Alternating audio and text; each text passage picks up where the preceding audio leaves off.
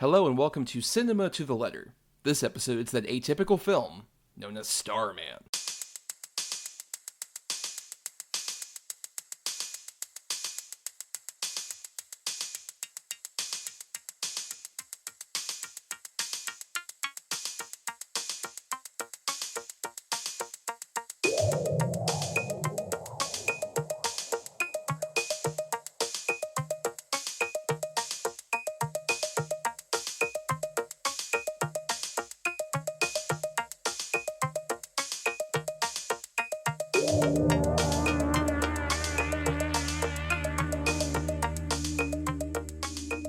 On Cinema to the Letter, we break down the very nature of cinema, letter by letter. For each episode of a season topic, we cover 6 films that fit a C for classic, I for indie, N for new, E for egregious, M for masterpiece, and A for atypical.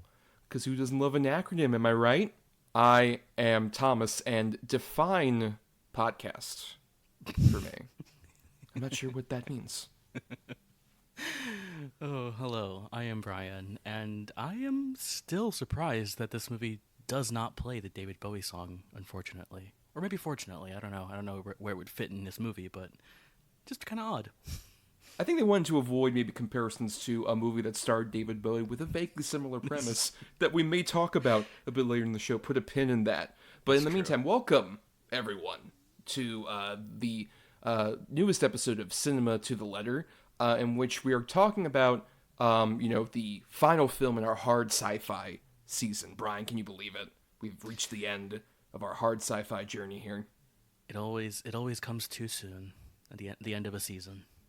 Truly, yes. But we're going out with, of course, an A for atypical choice, as we tend to do. And before we get into the movie, Bryan, I'm curious because throughout this entire season, when we declared that this is our hard sci-fi season, we've kind of been, going back and forth about, what does hard sci-fi mean with each other and our guests that we've had on this particular season. So now that we've hit our A for atypical choice, can you define exactly what is atypical for hard sci-fi? Now that we've done 5 episodes that are just, in theory, regular hard sci-fi, what would you define as atypical of that? Yeah, it's a weird question, I think, because we have covered some films that I would describe as atypical and kind of weird and left field, and I think with hard sci-fi and kind of an atypical hard sci-fi movie would be something that is kind of unconventional, I think, or a movie that feels weird for maybe its director in this case. True. Or a movie that just has a lot of weird, not necessarily tonal shifts, but this is a movie that is handling a lot of different stuff, including science fiction, but also romance and a road trip movie and, this kind of government bureaucracy kind of trying, on the hunt. Or your favorite subgenre of a fish out of water comedy. Exactly. That you love so much usually, yeah. Right. Yeah. A trope that I just, we can get into this as we get into this movie, but I just find either I am very nervous when it comes to movies that do that kind of trope, or I'm just immediately repulsed by it because I just find it, most movies go for a kind of the low-hanging fruit of the jokes, which again we can get into a bit later, but getting all those things, I think this is a really interesting choice for that because it is a science fiction film. To what degree it is a hard sci-fi movie is kind of up for debate. I would definitely describe it as an atypical science fiction film. As we have discussed kind of throughout this entire miniseries, it isn't really a dial as this is hard sci-fi, this is not hard sci-fi. It is kind of this, we talked about this in one of the episodes, I can't remember, but it is this sort of spectrum of how much do you want to include the science fiction elements, how much do you not want to include them. And I think this movie maybe has the kind of the lightest of the science fiction elements to it, which is kind of weird in and of itself, but like I said before, just how it handles all of this stuff is very odd, but in an interesting way, I think. But yeah, what about you? Because I think you pitched this movie, and I was very interested to kind of talk about it and stuff like that. So yeah, why this movie, and how do you view that yourself?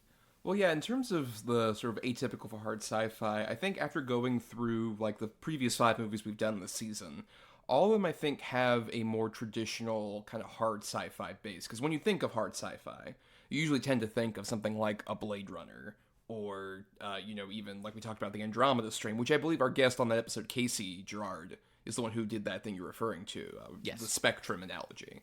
And I do agree with what he was talking about with that, but I think what also works about that, for something like Starman, is that the sci-fi is at least fairly grounded. I mean, a big thing with this movie is that so much of it hinges around the Voyager 2 launching, which was an actual satellite probe that is still in space, going around trying to welcome alien beings over to us.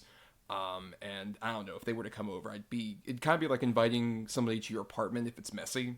We're just like, you don't have to come right now. Things are not in disarray. Things are pretty bad, right? You don't have to come over. It's fine. Just a mad dash where it's like, oh fuck, we have like a year to clean things up before the aliens get over here. It's kind of like when your apartment's like really messy before you bring a date over, basically. But I think with like that boundary of like, oh, it's like the Voyager 2 is like very key to like this alien coming over. I think that helps to ground the movie in more of like a hard sci-fi way.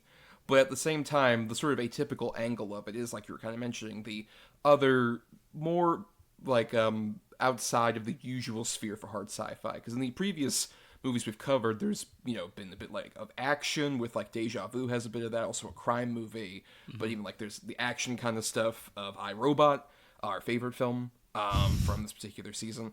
And then, even horror with Crimes of the Future, and even a bit of a high life, our Eye for Indie as well. There's like other genres that match more to hard sci-fi traditionally, versus this one being, like you mentioned, a road trip comedy, a bit of like a beautiful romantic, almost fantasy movie at the same time, and having just like the basic hard sci-fi conceit of like the Voyager 2 wandered through space and an alien visitor kind of picked up the probe and found our invitation and decided to come over. And I think that's why this sort of fits for Atypical, because it feels like you wouldn't marry the sort of hard sci-fi angle usually to a genre like a romantic comedy, basically. And I think that works for it a lot. I think that's why I kind of was curious about it, because when we were putting together this season, Atypical was definitely one of the ones that we were kind of scratching our head about, because we were unsure of what hard sci-fi even meant when we were planning this season to a certain degree. But I'm really glad in retrospect we stuck with Starman. This definitely has like hard sci-fi elements, but the hard sci-fi is more secondary to a lot of the other stuff with the relationship between these two characters at the same time. Well, before we jump into the movie itself, I am also curious, Brian, because another big thing we did while programming this season, we wanted to keep conscious, was we wanted to have different types of hard sci-fi in terms of even what like the sci-fi hook is. And for this movie, it's our alien movie for this season. We've had, people go up in outer space, interact with robots, but never quite an alien creature visiting Earth. And when you think of sort of a hard sci-fi movie where an alien visits, like what do you think is more traditional for something like that versus Starman? Yeah, I mean, there's plenty of like alien invasion movies, of course, and many of them tend to be like action movies, of course, like Independence Day or War of the Worlds or stuff like that. But for more grounded kind of, I don't want to use alien invasion, but like aliens visiting Earth, I guess. A more kind of traditional pick for something like this that we could have done would have been a movie we were talking about recently, Arrival, right? Which is kind of a more traditional hard sci-fi movie. It is about specifically how, if aliens visited our planet, how would we interact with them? It's so much about like linguistics and just kind of learning how to communicate with these aliens. Another atypical choice we could have done, which is this movie isn't as much into the science fiction element of it, but is much more of a horror movie. Under the Skin, the Jonathan Glazer movie, is more of that kind of, again, alien visiting Earth, but with so much horror and dread like infused into it. It's interesting for this movie to be this, like we mentioned, like amalgamation of road trip, romance, on the run kind of movie. There are movies that I think feel like this, right? Like a movie I thought of kind of recently was Midnight Special, the Jeff Nichols movie. Yes. Which also is kind of a similar, like, on the run. It's not an alien, obviously, but it's, on the run supernatural elements kind of thing. Yeah, I mean, especially when you consider, like, the first thing that kind of popped up to me when I thought of, like, oh, like a grounded, hard sci-fi movie about aliens coming to Earth is, like, a District 9. Sure. Which would have also been interesting for Atypical, if nothing else, because that was, like, a movie that was a huge box office success, got a Best Picture nominated, a successful film for Neil Blomkamp. That's very atypical. Damn. You know, honestly, sorry, Gran Turismo based on a true story from Gamer to Racer fans out there. That was what I would more consider, because that movie, it very much tries to ground itself in, like, oh, if aliens came, what would, like, you know, Earth's government, oh, like, whatever country they land near would actually do with them, in theory. And we more about, like, kind of the macro element of it, while exploring, like, you know, the micro perspective of, like, one specific guy, in that case, the Charlotte Copley character, the alien family that he interacts with. Versus, like, with this movie, it definitely has, like, some of that macro stuff in terms of, like, the government's chasing after them, all this other stuff, but it is mainly about the relationship between the two characters kind of interacting, and that government stuff is, like, it's a threat, but it's kind of secondary to, you know, the relationship that's being explored there. Whenever we get sort of, like, a more grounded example of a hard sci-fi thing with aliens, it tends to be, if it isn't, you know, like you mentioned, the more traditional, like, aliens invading, pew pew, bang bang kind of action movie, it would definitely be more like a District 9. Even there's also the movie Alien Nation, buddy cop movie, but it's like one of these guys is a human, the other guy's an alien. Like, how are these two gonna solve this case together, kind of thing. Where Mandy Patinkin plays the alien. Okay. Weird. Yeah. It's an interesting movie. But let's go ahead and jump into a much different movie, Starman. In 1977, Voyager 2 was launched into space to the outermost regions of the universe. It carried an invitation in all languages for alien life forms to visit our planet. Someone, somewhere, listened and accepted our invitation.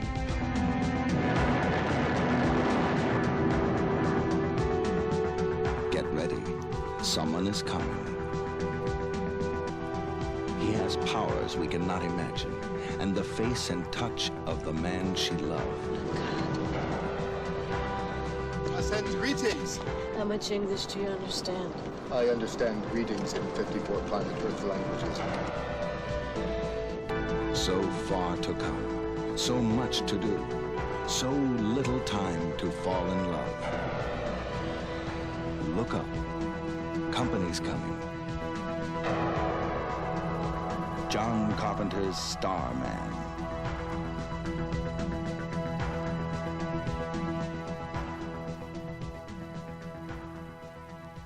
So, Starman came out December 14th, 1984, from, as you mentioned, director John Carpenter. This movie is often kind of stylized in the same vein as, I believe, with other John Carpenter movies. Is this one of the ones that's John Carpenter's Starman? Yes. It does the John Carpenter, and then the John Carpenter part fades out, so you just get the title card of Starman. It is John Carpenter's blank movie, you know? Right. Something that he instilled on Halloween, which is still weird that he was able to get that. And that became a calling card for him, which is so fascinating. Yeah. that managed to happen. But yeah, let's talk about John Carpenter. As you mentioned, kind of atypical for him, because, you know, he's known for more stuff like Halloween, The Thing, even like right before this is The Thing, and then right after this is Big Trouble in Little China. Or no, I'm sorry, forgot Christine. Christine's yeah. in between those two, yes. Between Christine and Big Trouble in Little China's right after this, which are that's a weird 3-movie run. Very weird. In general. Yeah. What are you a fan of John Carpenter? I would assume maybe you are. Yeah, I'm a huge John Carpenter fan. I mean, you know, I had seen a few of his movies while I was growing up and kind of trying to get more into like horror. Obviously, like Halloween is a huge movie, and I mean, The Thing is maybe in my top 10 like favorite movies of all time. But I wasn't as familiar with, I think, a lot of his other movies until a couple years ago when I really started to go through them in order. And I mean, he's one of the greatest filmmakers of all time. I think, you know, like this is kind of right in the middle of his big run, right from, I would say, Assault on Precinct 13 into They Live, that sort of 8-movie run, or something like that. 1, 2, 3, 4. But what are you talking about? I mean, right after 10. this is In the Mouth of Madness, because there's no movie that he did in between They Live and In the Mouth of Madness. Right. No. Yeah. Right. It is the one kind of, it's like the speed bump on the way to just that like huge run. Yeah, because In the Mouth of Madness is also a absolute masterpiece. The thing about like John Carpenter that I mainly kind of think about with his films and kind of his style, I think, is, you know, he has, and I think he's talked about this many times, where he's a huge fan of like Howard Hawks, and he loves just the way that Hawks worked in like different genres, but also just his filmmaking style feels very similar to a lot of like Howard Hawks, right? Of like just the way he shoots coverage, the way he moves the camera, all these different elements. But the thing about John Carpenter, at least, you know, in most of his movies, is he has this really dark view on the world. I would not call it nihilistic necessarily, but this very kind of pessimistic view on the world and humanity and just, you know, all of these things, right? Like Halloween is a movie, Carpenter views Michael Myers not as like a man, but as like the embodiment of evil itself, you know. And like a movie he makes like a couple years after this, Prince of Darkness, is like such a dark movie, obviously, because of like, you know, what it's about. And so it's very weird for him to make a movie like Starman, which, you know, is coming after Christine, which is like, you know, the Stephen King adaptation, and also has so many like kind of terrifying elements to it. But even something like Big Trouble in Little China, which is a bit funnier and lighter, still has a lot of those like really dark and weird elements to it. And you know, it kind of has this light touch, but this kind of like stoner energy to it almost, you know, like it's not really like a straight up comedy, right? It has all these kind of weird kind of things to it. And just the way that he has kind of always talked, you know, kind of infused his movies with a bit of that kind of anti-capitalist, anti-establishment like fervor, right? Of course, like They Live is the biggest example of that. And so it is very weird for him to make a movie like Starman, which feels kind of beautiful and kind of weirdly optimistic in a way. Yeah, I love John Carpenter so much. I think he, you know, not just his filmmaking, but just his like his attitude towards everything, right? Where he's always, you know, nowadays like, give me money, I'm old, I need money, please give me money now, I want to play video games and, you know, hang out and go on tour with my son or whatever. Watch basketball, smoke weed, Watch basketball, play video games. Right. You know, the Trinity. Who wouldn't want Exactly. that life at this point? Yeah. And he's more than earned it. Yeah. I remember the first time I watched a John Carpenter movie. It was the original Halloween. That feels kind of like the ultimate starter in terms of like that was, you know, a movie that's always been declared like, oh, it's like one of the top horror movies of all time. And I was like, well, I gotta finally see it. I gotta see, you know, the birth of the slasher genre and all this other stuff. And what's interesting about that movie is that I think it establishes something else that I really like about Carpenter, which is like, while he does have that cynical view of humanity, he does at the same time have like a very naturalistic view of like, you know, the characters that he feels are like cool, or like the ones that there's like maybe a pocket of humanity that's worthwhile, is like at the same time at the mercy of this terror. Like, you know, Laurie Strode and her friends feel like very naturalistic as like, you know, teenage girls from around the time, which of course a lot of that is like Deborah Hill's influence obviously on a lot of his movies. But yeah, what I like about Carpenter is that he'll tend to have like these, you know, major characters that feel very like welcoming and cool and inviting, but at the same time there's just like something lurking around the corner that's kind of like ominous. Even, you know, this movie has a bit of that, with sort of like the government that's chasing after them is largely unfeeling, except one guy who will shout out. Though it is interesting, this is one of the ones that Carpenter didn't write. He often would have at least some kind of writing credit or co-writing credit on his movies.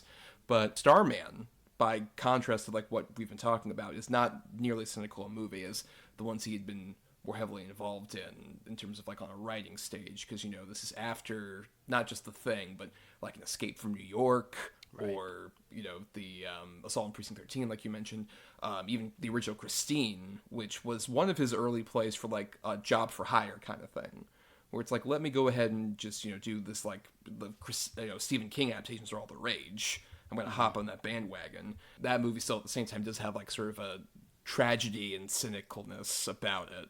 But then Starman is very much a movie that's like him trying to separate himself from that image. And the production history of this movie is also really interesting because Carpenter wasn't the original choice, and basically the sort of the way it originated was that there was a script that's written by the two writers here, Bruce A. Evans and Raylan Gideon, which was purchased by Michael Douglas, who wanted to make it into like a vehicle for himself, which I don't think would have worked quite as well. No. If nothing else, because I don't see Michael Douglas as like an alien, really, or being able to do this alien kind of thing. What's interesting about him as a persona, really, especially in like this 80s kind of period, is that he played very human assholes, specifically. Right. Just like the biggest pieces of shit, who at the same time were like charismatic and fascinating.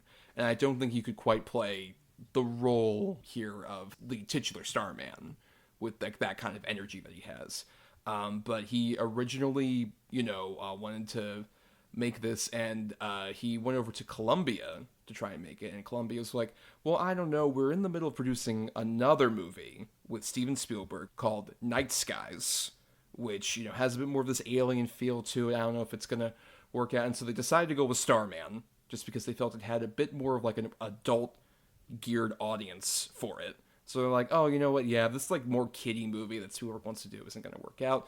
So Spielberg takes that movie over to Universal, and it becomes E.T., one of the highest-grossing movies ever made. And spoiler, Starman, on its $24 million budget, made $28.7. So, I remember when I first saw this movie, which would have been in high school, when I was kind of going through that Carpenter phase after seeing Halloween, I was like, oh, I gotta watch all his movies. And that's when I watched, like, Escape from New York and The Thing and all this other stuff for the first time. Starman, I remember, had the kind of reputation, because it came out, this is 84, E.T. came out in 82, of like, oh, that's like an E.T. ripoff movie. Which, to be fair, I think that movie sort of coming out in the wake of E.T. doesn't help it. But at the same time, it's a very different movie in a lot of ways from E.T., aside from the basic main premise of alien comes down and humans interact with it and grow an attachment to it. Yeah, I mean, they are very different movies, but they're not dissimilar. Both Carpenter and Spielberg both have this kind of mistrust of like establishment and like government that I find really interesting, and they're both quite gentle movies. Like obviously Spielberg is great at that kind of stuff, but like I don't associate Carpenter with being like a very gentle filmmaker necessarily, and this movie does feel very like gentle. And I mean, yeah, I kind of had a similar thing when I watched it, where I was kind of, I don't know if you ever have this, but if you're watching like all of a director's movies and you get to one of them where you're like, should I watch that? I don't know, it seems kind of lame, it seems like it kind of like doesn't really exist that much, people don't talk about it, whatever. And I had that for Starman. I was like, I don't know if I want to watch this. This seems like a kind of like, it seems like a for hire job, right? He didn't write it, he didn't score it, he didn't like, it seems like he wasn't as involved, like just kind of like at first glance. And I remember just being like really blown away by this movie, really. Well, would you consider maybe that kind of soft and delicate touch from one of the other filmmakers considered, like Tony Scott, director of our previous film, Deja Vu? Yeah, I can't see Tony Scott making it either. Well, I mean, I could see him making it, but it would definitely be more heavy on like the vibes and the kind of atmosphere. Yeah, keep in mind this would have, if he had done it, it would have been his second film after The Hunger. Oh, wow. And before Top Gun. Oh, wow. Yeah. Weird. Where he hadn't quite gotten his range. And to be fair, The Hunger is a very different movie from the other Tony Scott movies, except for that it's very stylish. Yes. It's a very different movie on like every other level from Tony Scott, because he was one of the directors considered. Also, Peter Hyams. This is around the same time as 2010, the year he made Contact, the 2001 sequel that he made. But also, he's made a lot more sort of like action-y stuff since then. But he was considered. Adrian Lyne was considered before he left to do Flashdance. John Badham was considered, but then he left to do War Games. So there's a lot of people who kind of like came in and out of the production process who were considered. And then eventually Carpenter really wanted to do it because he wanted to kind of shed the image that he would just do, these kind of exploitative genre movies, like your horror movies or action movies, thrillers, stuff like that. And he wanted to apparently do something that was more in the vein of like It Happened One Night.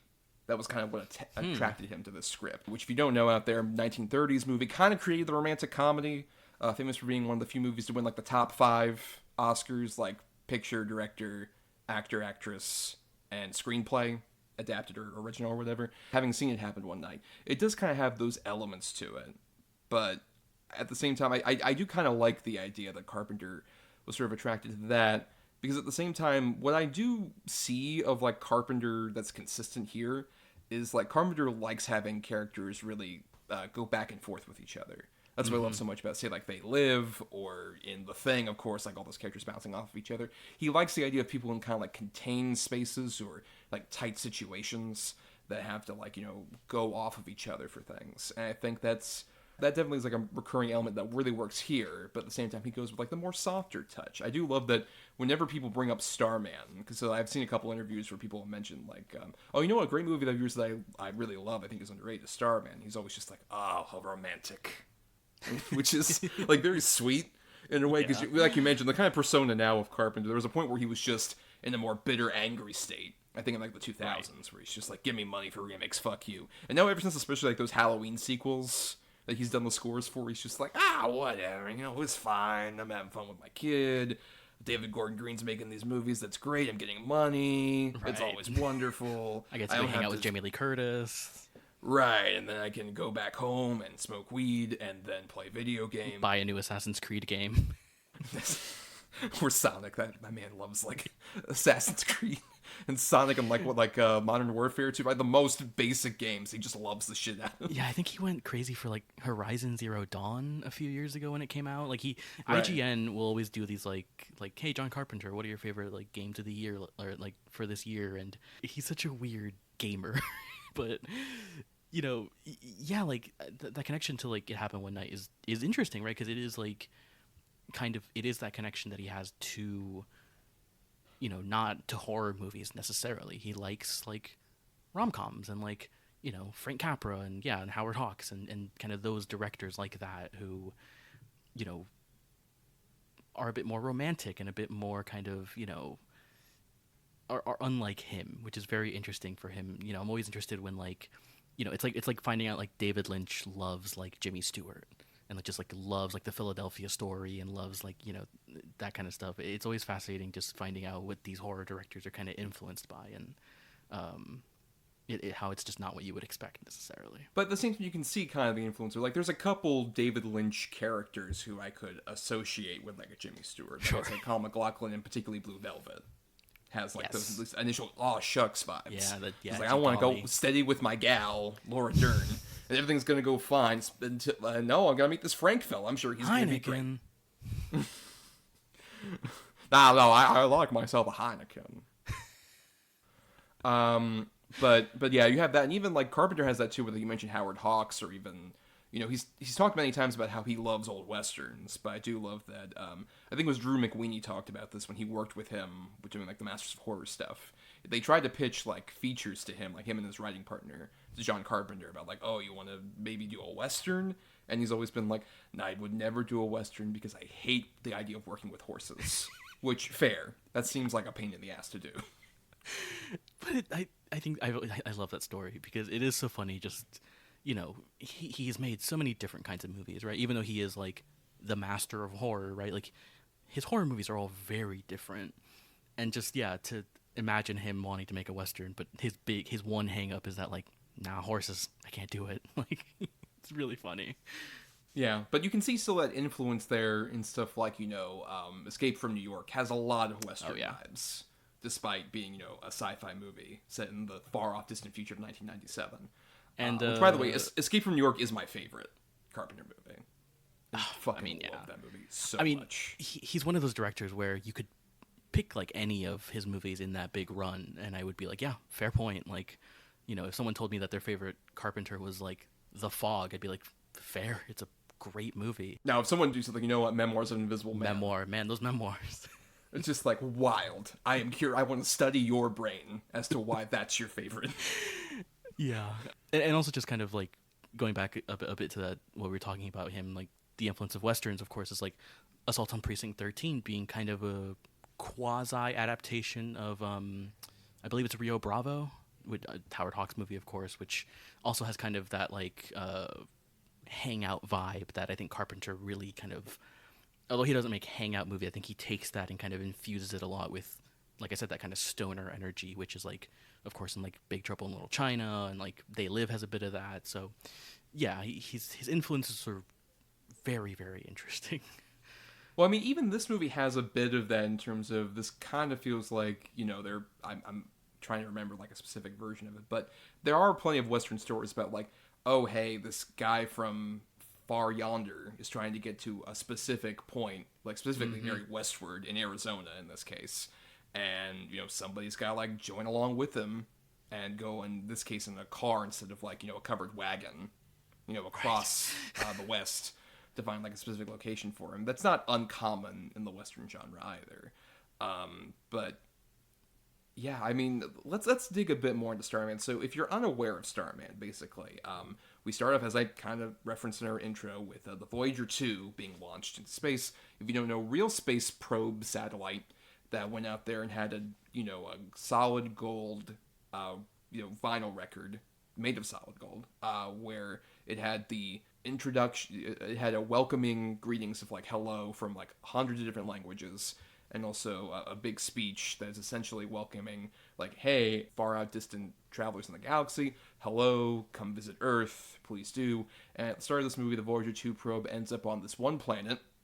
Looks a lot like Saturn. I don't think it's supposed to specifically be Saturn, right? But it looks like it's got the rings and everything. It's very dark blue. Which I love that practical shot of like the planetary sphere and whatnot, and seeing the Voyager like land in the middle of it. I think it looks so great. Yeah, I mean, I like the vagueness of this. It's not very like, again, hard sci-fi necessarily, but I like how vague it is. Of we don't know what planet he comes from. There isn't like, anything like that. We don't find out like he doesn't say like, hello, I'm a glorb blorb or whatever, like I'm from the planet Sarlax or I don't know why I thought of Sarlax. A Sarlachian, yes, of course, as we all know. Yeah, but I like that kind of vagueness that this movie has, especially also with the just all of like his like the little like balls he has and stuff like that. I like that there is this just vagueness of like, we're not kind of like yada yada yada, the jumping lore or anything, but we're not glossing over it necessarily. It's a really kind of healthy balance of like, we have this stuff and we're going to show you what it does, but we're not going to really like overly explain it or anything like that. Right. Now, after saying all that, let me further explain the plot of Starman.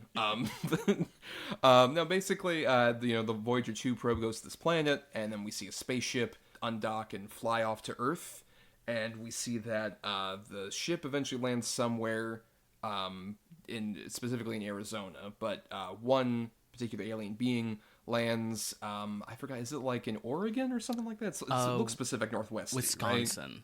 Right, Wisconsin plates. Yeah, so Midwest, yes. In the middle of nowhere in Wisconsin, so Wisconsin. It lands right by this log cabin where this woman, Jenny, played by Karen Allen, is looking at old home videos, or actually reel-to-reel film, as is the case for 1984. These like old home movies of her and her husband, who was Scott, played by Jeff Bridges. She's got a drink in her hand. She's very forlorn. She's talking to herself, saying like, "Don't do this to yourself. Why do you keep doing this shit to yourself, man?" So she's in a very depressed state. But this sort of blue light comes into her house, and while she's kind of like falling asleep, it examines like her old photos and the old home movies. All of a sudden there's like some ruckus. She wakes up and she sees that there's this little weird looking fetus thing that starts growing in the middle of her living room, and she watches in stunned silence as this fetus turns into a boy, and then a young man, and then eventually 30-something-year-old Jeff Bridges, looking exactly like her husband, who we find out a little bit after this had died in an accident a couple years ago, or a couple months ago, and so it's very recent in her mind. And so now she's like stuck with this alien being who is quickly adapting and learning elements of human behavior, and as we find out, is basically utilizing Karen Allen to like try and go back to his home by going over to the ship that is crash landed in Arizona, and they have a limited time. They have about like a week or so to get over there. And while that's going on, the government is examining all of this, particularly one scientist played by Charles Martin Smith, who realizes, like, oh, wait, this being apparently has, like, landed here and has the Voyager 2 disc on here, so it seems like they're trying to learn some kind of human behavior, so he's trying to study them more. He's trying to, locate them more as, like, a anthropological kind of thing, trying to find out what these aliens are versus, there's a lot of government types who want to, find this alien and dissect it. And, it's kind of a chase road movie that also ends up being a bit of a love story at the same time as well. And it's a weird balance. There's a lot of ways this movie could go very wrong, I think particularly with, say, that main performance. But, shocker, when you get Jeff Bridges, a very talented actor, to do it, he's so damn good he literally gets nominated for an Oscar for it. You're talking about just how badly this movie could have gone, and like, if you'll remember me, I want to read the tagline from the poster of this movie, because it's one of those, like, it's a paragraph for the tagline. He has traveled from a galaxy far beyond our own. He is 100,000 years ahead of us. He has powers we cannot comprehend, and he is about to face the one force in the universe he has yet to conquer: love. Which, there's nothing wrong with that tagline, really, but it makes the movie seem a lot more, like, sappy and, like, saccharine than it kind of is, really. You're right, like, this movie should not work at all, and yet it really, really, really does. And a lot of it, I think, is because of the two performers here. Well, you're mentioning the whole thing of, like, oh, this could go the way of, like, feeling sappy. There's also a version of that tagline where you could read it and it would sound more like a goofy romantic comedy. Yes, like, exactly. This could be, like, out of, like, a Jim Carrey movie that's a bit more on the romance side, which is like, he's about to face the biggest challenge yet. Love. Like, love? Love. She, like, accidentally in love by the Counting Crows or some bullshit. And I think that is, like, I mean, God, what's that fucking movie? Paul. That's, like, kind of the really bad, like, kind of comedy version of the... Obviously, it's not a romance necessarily, but, like, that is, like, the bad version of, like, an alien visiting our planet. I don't know, the romance might have improved that movie. If, like, Seth Rogen fell in love with Simon Pegg or something like that, that'd at least be interesting.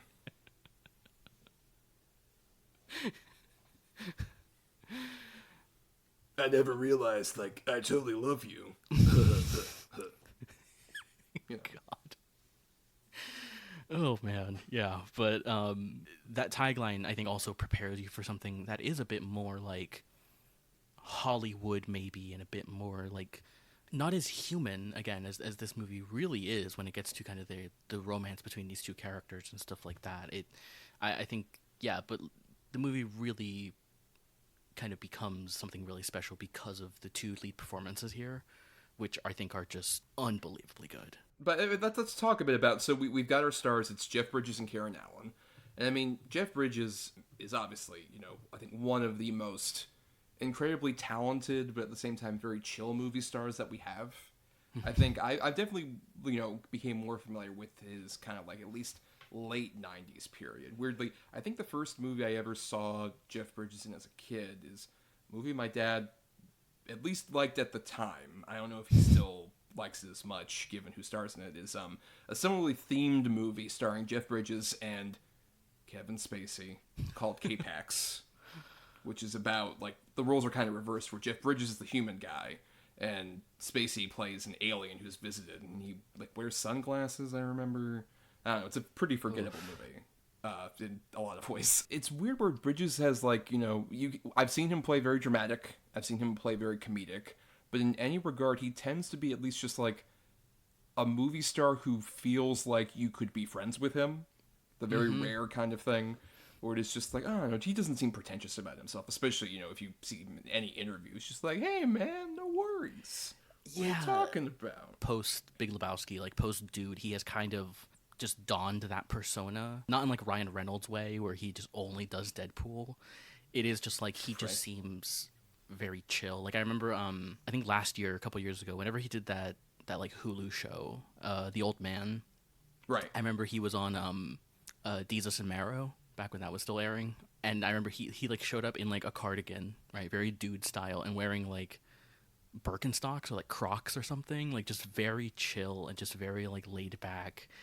And he also just seems like someone who is very humble about like his position and like kind of knows like that he's gotten the chance to do all this like incredible work and amazing movies and stuff like that. And like yeah, he's so great, and I always love just seeing interviews with him because he's just seems so like chill and relaxed. And yeah, you would want to just like hang out with him and like have a drink, have a smoke, just like hang out and stuff. Yeah, he's great. Especially with the fact that like mainly comes from somebody who was raised by someone who was in the business with like Lloyd Bridges, but as a character actor, which I think is very key. Like Lloyd Bridges would star in movies, but he was mostly just like he was like a working character actor type who didn't have like pretensions about his work but really loved the craft. And I think that really has blossomed wonderfully with Bridges, where especially when you consider how many different faces he's had, because this is like removed from like his start in like the 70s, like Last Picture Show and stuff like that, where he was like like a young virile kind of like loose cannon guy. Like even his first Oscar nomination is Thunderbolt and Lightfoot, which is about 10 years prior to this. And that's a movie where he's playing against Eastwood as like the very no nonsense guy, and Jim Bridges is like, hey man, what's wrong? Come on, let's have fun. I'm wild, I'm young, doesn't matter. And as in this 80s period, he definitely becomes a lot more of like, there's still some of that like young charm, but at the same time there's a bit more of a groundedness that really works for him, because this is around the same time as like it's post Tron, where I would say it's like kind of the last example of like that kind of youthful Bridges. And this is a bit more in like the period where you're getting like Tucker the Man, His Dream, and Fabulous Baker Boys, where he's approaching middle age, but he still has like a bit more of a carefree attitude, but still has like a bit more worry on his brow at the same time, which I think kind of works for this movie, where he's playing this guy who, on some level, like there's a version of this where you play it as like, oh, he has like the mind of a child, which would be like the absolute wrong way that would like hold up like fucking milk, basically. Right. He definitely has like an inquisitive mind of like someone who is not from this planet, but at the same time does have an intelligence and is approaching this from sort of like what Charles Martin Smith says later, the kind of like, are you looking at this from like an anthropological perspective? And he kind of is. Or it is just like, fascinating. Let me learn more about this, even though I don't understand this culture. Like, I love, just like from physicality, stuff like when he gets the gun initially, and he holds it, like, with his index finger and thumb. Oh, yeah. And he's just, like, picking it up from the handle like that. It's something that feels like somebody who's picking up something that he has no idea about. But at the same time, it's, like, fascinating. Let me look at this thing a bit further. This tool that the humans use. He's almost playing it like he's playing an android in a movie or something. His facial movements and his like the way he talks, the way his like mouth moves as he's like talking at first, it is such a weird performance, and I can't believe that it works, because you're right, like the bad version of this is like it's someone acting as if they have literally never seen like anything ever, and they get over like a bit of that, right? Like he doesn't have to learn how to like walk. He can walk exactly. When he like eventually is able to like get up and shit. He can walk around. But he just walks like super straight, super robotic, super like, he's doing all of this very stiff movement, and it works so well. I don't know how it works so well, because he's just doing so many weird kind of movements with his face as well, like the way he like looks around, right? Like he'll look at like as they're in the car, he'll like look outside the window, and kind of like as Karen Allen's talking to him, he'll like look back at very specific times, and it just the way he moves is so interesting in this movie.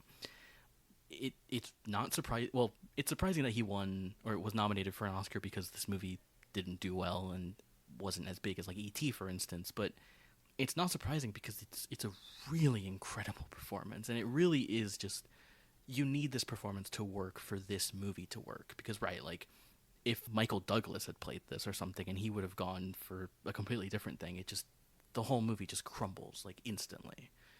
But yeah, Bridges just knows exactly how to handle it, and he doesn't handle it like, some of my least favorite like fish out of water stuff is where people act like toddlers, right? Like they act like they're like literal children, and he does none of that stuff, which is really great. There's a bit of like a few jokes in here that are kind of like hinting towards that, but nothing that goes like too far into like some of the worst elements of like this kind of trope. Like, I love the bit where he's talking about Karen Allen about like food and like being hungry, and she talks about like, oh, I'm hungry, and it's like, define hungry, and she says like, well, you know, just this feeling that like you need to like replenish your energy sources. It's like, do you ever feel that like where you're from? It's like, yes, I do sometimes feel that. And you resolve this by eating? Yeah, it's like, indeed, let's do that. Let's go eat somewhere. Where it's like he's approaching it from a logic, but at the same time, it doesn't have societal hang-ups attached to it that like any human would have. Yeah, and I think like all of the interactions with him where he is figuring out like what is food, how to like apple pie, how do I eat this pie kind of thing. There is that element in the fish of water thing of like, this is really funny to watch someone who doesn't know like how to use a fork or whatever. And yet I think all of those elements, all those scenes are incredibly endearing and so sweet and really build on like this connection that these two have in a way that is like really surprising for this movie, right? Because again, we talked about kind of the weird tonal shifts that this movie kind of takes and the weird kind of elements of it. And just all those scenes where he's trying to like ask questions and figure out what stuff is, like when he like takes the note off of the gas station thing and he like pulls it out and goes like, what is kidnapped? It's really funny and it really gets to me, but it also is incredibly sweet and gentle and like human, weirdly enough. The best comedy beat of the whole movie is when they're like at the four-way intersection. He sees the yellow light and goes really fast to go by it, and then like they nearly get hit by the truck. And here now it's like, what are you talking about? Like, you said you were following me at every turn. Like, you know the rules. Like, yes, I know the rules. Green means go, red means stop, and yellow means go very, very fast.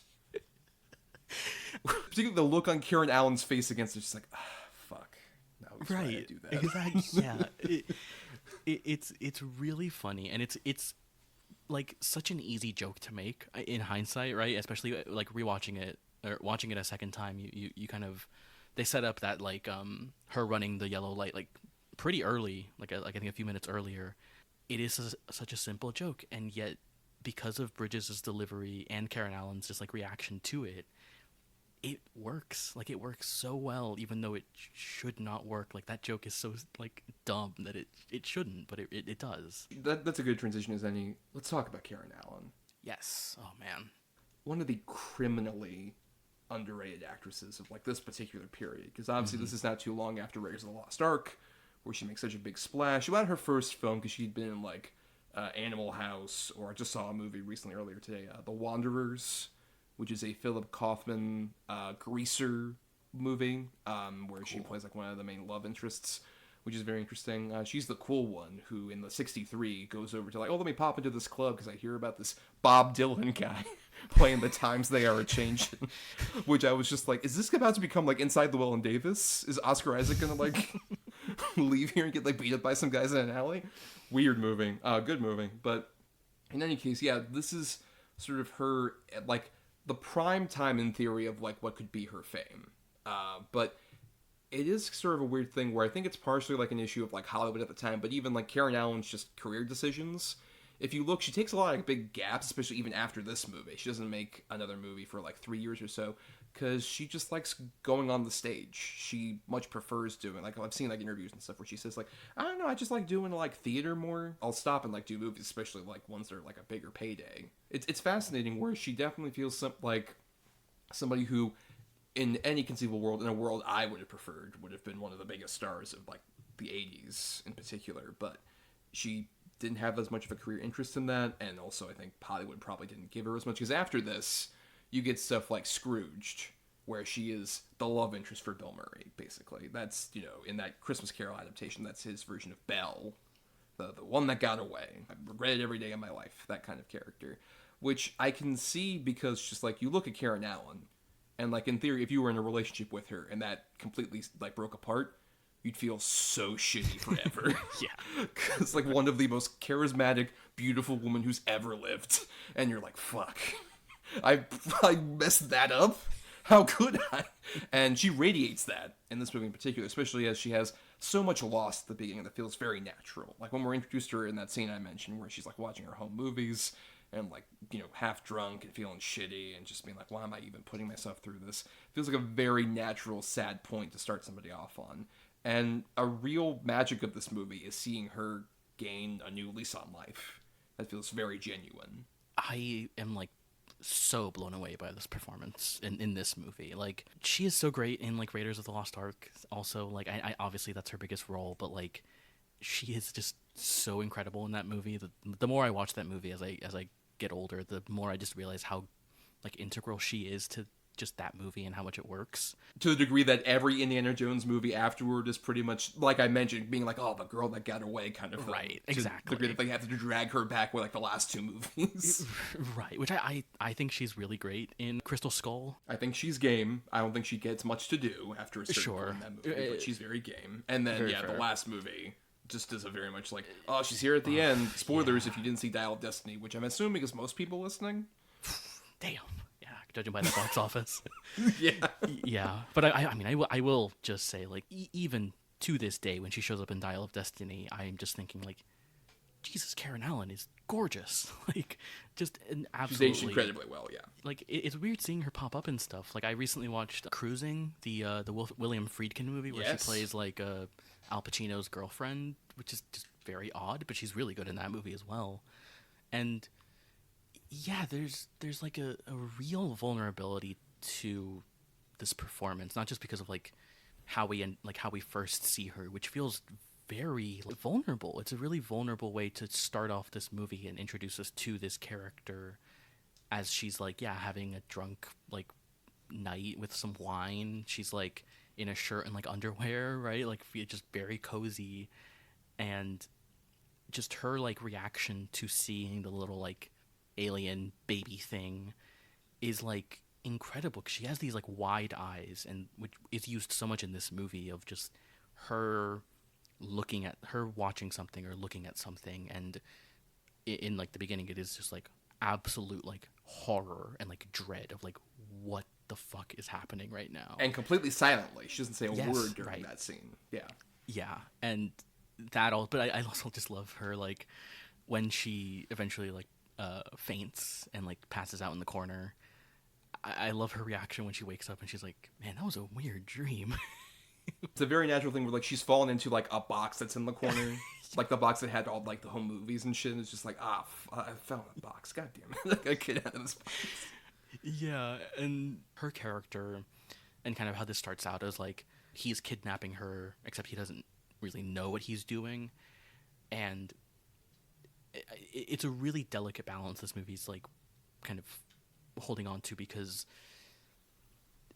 her reactions to just like, she's not like screaming like help me, like what are you doing, anything like that. Like a lot of this movie hinges on just her face and just how quiet she's being, and how she is just like being like contemplating, just thinking, or just kind of processing stuff, and it's all on her face, and it's just, it's a really, really incredible performance. Like, we get the kind of like big moment where she's like screaming, like when they stop in the middle of the road and there's like that guy driving the truck or like the van, right? That's like her moment where she is just like screaming, like help me. But again, most of it is just kind of her being quiet, and just kind of this like, as this kind of dynamic shifts throughout the movie, which is just, yeah, really, really special. The two scenes that break my heart so much from her are one when they're in the diner and she's contemplating like leaving, but still has at the same time like has grown like, okay, I get what the situation is now, and I feel sorry for you, and I want to try and like make this work in case, you know, there's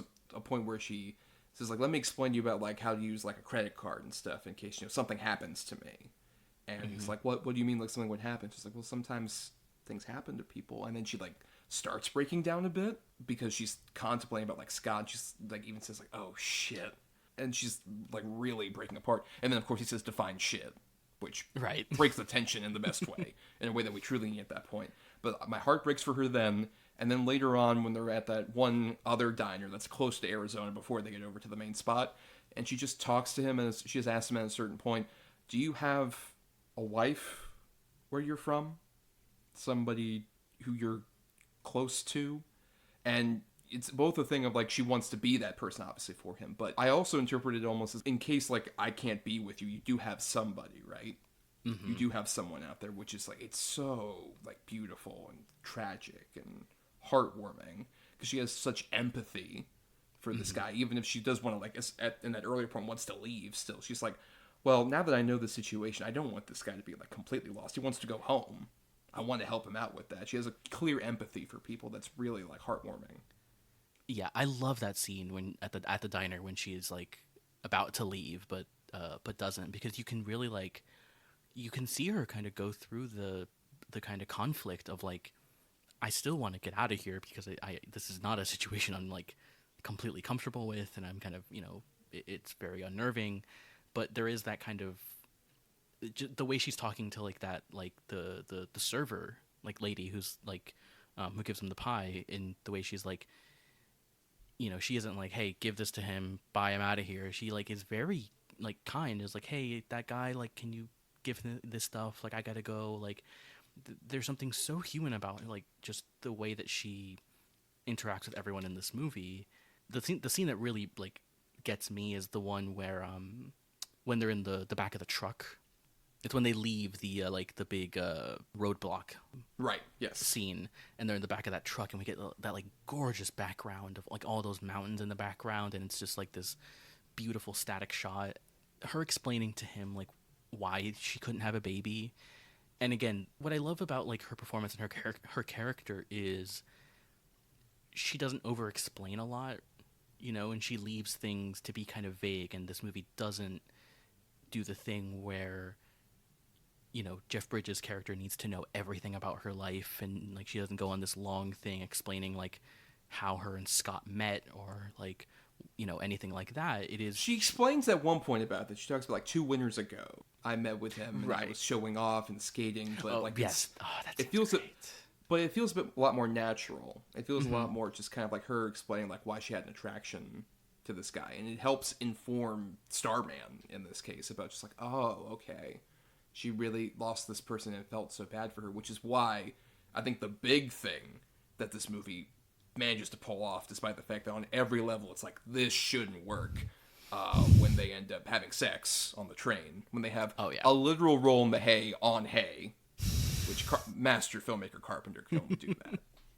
Make it so perfect. That should not fucking work. No, the first time I watched this, I was incredibly nervous. Right, but this is after, like, there's a whole sequence that we haven't really talked about where, like, she gets killed, basically. She gets shot by cops. Right, yeah. Shocker, assholes. And Bridges brings her back to life using, like, you know, whatever his powers, his balls, as you mentioned, the little, like, marbles that he has.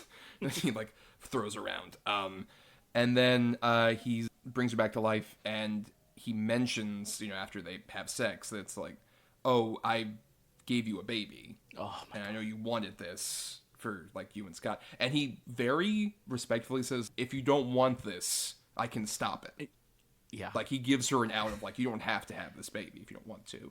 And she does, and then they, like, the way especially that they, like, kind of hold each other after that moment is, like, it's so intimate and beautiful and touching in a way that, like I said, on paper, this would be the point where if I was John Carpenter, it's like, what the fuck? No way. No way this is gonna work. But God, he manages to really create that intimacy, which, you know, in Carpenter movies, the love story isn't usually the big thing that works. Carpenter tends to have kind of like more, like, the relationships tend to be, you know, very fleeting, versus in this movie, it really builds that relationship in a very natural way that has, like, some of, like, you know, the love for, like, a contained space back and forth that Carpenter likes, but really blossoms into a beautiful, intimate romance that feels earned, despite, like I mentioned, every single thing that you say, no, stop, no yellow, don't go very fast into this, stop it. Well, and, like, I think the sex scene is, like, it's so beautiful. It's like very beautifully, like, shot. It's just like that sort of just their faces as they're, like, kissing and being very intimate. But, you know, that's also the point where I think I go, when I'm first watching this movie, I started thinking, like, okay, the movie has earned this sex scene, but once it starts going into, like, the baby, like, angle of it, when he says, like, I gave you a baby, it is very easy for that to go into like the creepiest thing in the entire world, and just the like absolute like genius and like just a thing that really is like so beautiful every time I just watch it is him like going like, if you don't want this, I can make it stop. He doesn't say like, I'll get rid of it, I'll like kill it or anything like that. He doesn't, go say anything like that. He just says like, I can stop this if you want. And just, I don't know. I find it so beautiful and touching, and it like nearly brings me to tears every single time I watch this movie. Or especially that they balance the fact that like earlier on, like in the lead up to that, he's explaining about like, he will grow up and he will be like Scott. He will be like you, but he will also be like me. To some extent. Yeah. Talks about like, he'll grow up and he'll know the things I know. He'll become a teacher and all this other stuff. God, yeah. And they explain all that, but at the same time, they don't, like you mentioned, kind of make this about like, if I can kill this child inside of you and make it, almost like anti-abortion. It's very much based in her bodily autonomy. It's like, you don't have to have that if you don't want to. Right. And they don't do it as Starman going like, yes, and this will progress my species or whatever. He doesn't do anything. We'll take over the world. Right, and we'll rule the world together, my son. Right, like it just turns into Palpatine, like he gets a robe. Another element we haven't really discussed that much, weirdly enough, is the music of this movie, which right, not handled by John Carpenter, even though of course he is like not only one of the greatest directors ever, but one of the greatest composers. It's handled by Jack Nietzsche, who is a great composer. Obviously, like The Exorcist and previously mentioned Cruising. He did a lot of Friedkin movies. Also, One Flew Over the Cuckoo's Nest, another Michael Douglas produced movie that he was going to star in that didn't end up starring in. Oh, weird. That is very weird. Strange. Yeah. It's very Carpenter-esque music in a way because it's all synths, but I feel like John Carpenter's scores they always have this kind of oppressiveness or this kind of like driving force to them. I don't know. I always, of course, the Halloween theme, which is just like that, like dun dun dun dun, like constant, like just synths like pulsing. Not too many love themes in Carpenter's scores necessarily. No, I don't know, the love theme from Escape from New York. I mean, that spells romance to me. I don't know what it does for other people. Yeah, they played as Kurt Russell and Ernest Borgnine, I guess, are intimate. The greatest romance of our time, Brian. Come on, Cabby. Snake Plissken. Quick side note: when I was a kid, I always used to get Kurt Russell and Jeff Bridges confused for some reason. I have no idea why. They just always looked similar to me. So two sons of kind of character actor types. That's true, right? Yeah. Got their start as child actors. Yeah, yeah.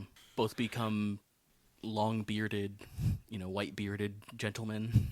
True, very true. But yeah, the score for this is like, it's big and like operatic, not too dissimilar from like an E.T. necessarily, right? Like it's very big and feels kind of Hollywood, but it's so like dreamy and like hazy and just has this like gorgeous, like it's like this atmosphere to it that I just love, and I've had it like stuck in my head like all day after I watched this movie because it's just like, absolutely stunning. It's weird that like Carpenter did not write or compose the music for this. Two of the things that he kind of did as well as directing, both of those elements are like really incredible in this movie still.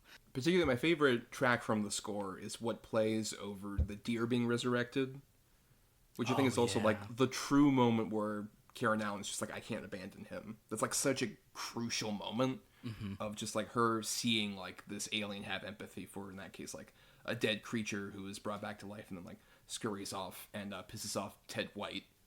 Shout out. Brian, you would know him as the same year he played Jason Voorhees in Friday the 13th, the final chapter. Oh, shit.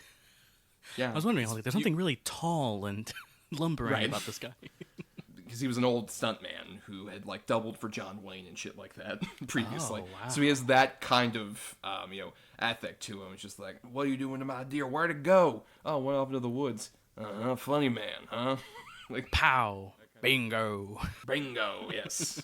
A lot of great character actors littered throughout this movie, which we'll talk about in a second. But yeah, I agree with you. The score has a bit of that Carpenter synth, but at the same time a lot more of a warmth that he never quite did in his other scores. Like when the most warmth I could imagine from him is like kind of the fun energy of like the next movie he would do, Big Trouble in Little China. Right, yeah, sure. That's like the most, I would argue, warmth in one of his scores. But then Prince of Darkness is after that, and it's like, no, back to my old tricks. Right, back to my old tricks. But here's trivia, Brian. This is only one of 4 movies that he does not have a score credit on that he directed. Can you name the other 3? I'm gonna assume Memoirs is one of those. Correct. Shirley Walker, R.I.P. Okay. The Ward? Yes, The Ward. Okay. Scored by, I don't have their name on hand. Here, maybe I can Mike find Killen and the New Beats. Sure. Okay. Fine. Sure. Dark Star, I'm assuming is one of those. No, that's incorrect. No. Oh. Okay.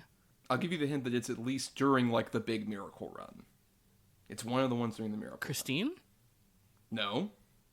No. Oh, well, The Thing, of course, right, is right, yes. Ennio Morricone. Ennio Morricone. Right, though I have heard that at least Carpenter did some uncredited work on that score, but it's mostly Morricone. I think he's put out, like, one of the Lost Theme albums he's done, I think has a few of, like, the pieces from The Thing. What's the last one? I actually have no idea. The other one is Starman. Oh, okay, in Starman. Okay. Weird. It is interesting, though, that, like, in this big run, The Thing and Starman both have these, like, incredible scores from 2, like, pretty iconic, like, composers, if it's not him doing it. You know, that's just, I think, really interesting. Excuse me, I think someone's really decrying the genius skills of Mark Killen and the New Beats on the Ward soundtrack. A score that we all love, for a movie that we all love as well, and know exists. I'm sure every single person listening to this who likes John Carpenter is aware that he made a movie in 2010. Right. That totally exists. Well, we haven't mentioned the kind of third member of our cast here, Charles Martin Smith, as, what is his name? Mark Sherman, who is such a weird character, I think, in this movie. And also weird for Charles Martin Smith, because for me at least, when I think of him, the first thing I think of, and I think this is just because I saw it fairly recently, is his role in Deep Cover, the Bill Duke movie. Yeah, he's so fucking great. He's a sniveling FBI little shit.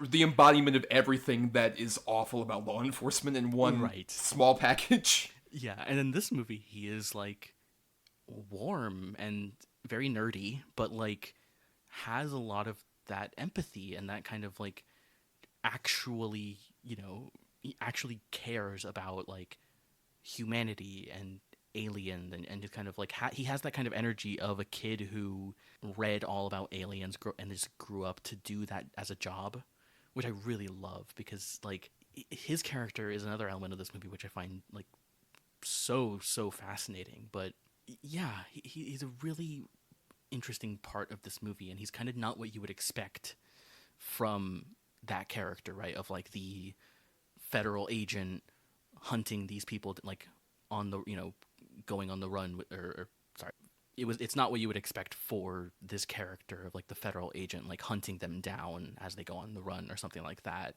You know, he's very different from what you would kind of typically get, which is really, really, like, feels like really refreshing for this movie, and it works as well. It feels like kind of you're expanding upon, like, you know, we mentioned E.T. earlier, kind of like the Peter Coyote character in E.T., who's the one guy in amongst, like, all the, like, medical scientists that are, like, examining E.T., who talks to Elliot about, like, you know, hey, I have, like, a family and all this other stuff, but we just want to help out E.T. That's, like, our only concern. Like, who shows a bit of empathy. But then, like, this is kind of expanding that a bit further, where he's initially just more inquisitive on, like, a scientific, like, very cold, plain level about it. And then as he gets more information about what this alien creature's doing and all this other stuff, he's much more concerned about, oh, this is all going to go, like, sky high. I'm not interested in, like, examining him on, like, a cold table like the other military guys are. And I think that's very crucial, because I will say, you know, if I had, like, an issue with this movie, it's definitely, like, the stuff with the government agents often feels like the most kind of, like, perfunctory moving the plot forward stuff. But he is so key to making those scenes enjoyable, because you have this guy who's, like, a part of the system that's trying to, like, stop, you know, our main heroes from being able to get where they are. And I think he has just enough of like a nerdy charm that doesn't go straight into, you know, like, well, I want to like study this for myself. That selfishness starts to like melt away in a really interesting way. And he still has, you know, like little character quirks like the cigar thing, which I find very charming, especially just it feels like, oh, this is something to do to kind of look cool kind of deal. And like the one main military officer is like, get that cigar out of your mouth or whatever. And I love that scene when he talks to Karen Allen over the phone. I think is his best scene in the whole movie, where it's just like, do you know who or what kidnapped you? Do you need help? He actually has, once again, like empathy for this woman who's just like caught in the middle of the situation. And that's also just a great moment for Karen Allen, where she hears like the one waitress, another great waitress lady, it's just like, are you looking for a guy kind of tall, handsome looking? You just left over on it. It's just like, I gotta go, I gotta leave, and like hangs up on him. That's a great scene where you get like her drive to be like, oh no, he left me here, I gotta find him, I gotta make sure he's okay. Right. And he is just like, oh wait, she has like true empathy for this alien creature. She has like grown a connection to it. Yeah. You know, another kind of version of this character, but Harvey Keitel in Thelma and Louise, kind of. But he's much more in the sense of like, you gotta turn yourself in. Come on, it's not gonna work out for you. And like Charles Martin Smith never has that moment, especially on the phone, where he doesn't say like, give it up, Jenny, you can't run forever. He like actually cares about her, and he shows like actual concern for like her and like if she's okay, and just, you know, it never goes into either side of like he's not like, doesn't get too roped into like them. Like I love the scene at the diner later on when like all three of them are at the table, but you know, there is a kind of like real humanity to him that I think is really fascinating for this kind of movie, and I think really works because he has that kind of inquisitiveness of like, I want to know. And you get the sense, especially like at the end there, he's not going to the diner to find Jeff Bridges so that he can stop him or anything necessarily. He wants to just like talk to him. Like he just wants to like make contact with another like alien species. And I love the fact that he's, you know, a great moment for him in that scene is when Jeff Bridges says like, can I tell you what I love about like your planet or whatever? And he looks like he's like about to like drool almost, because he's like hanging on every word, and it's like, this is finally like his dream is coming true. And it's really like beautiful in that way.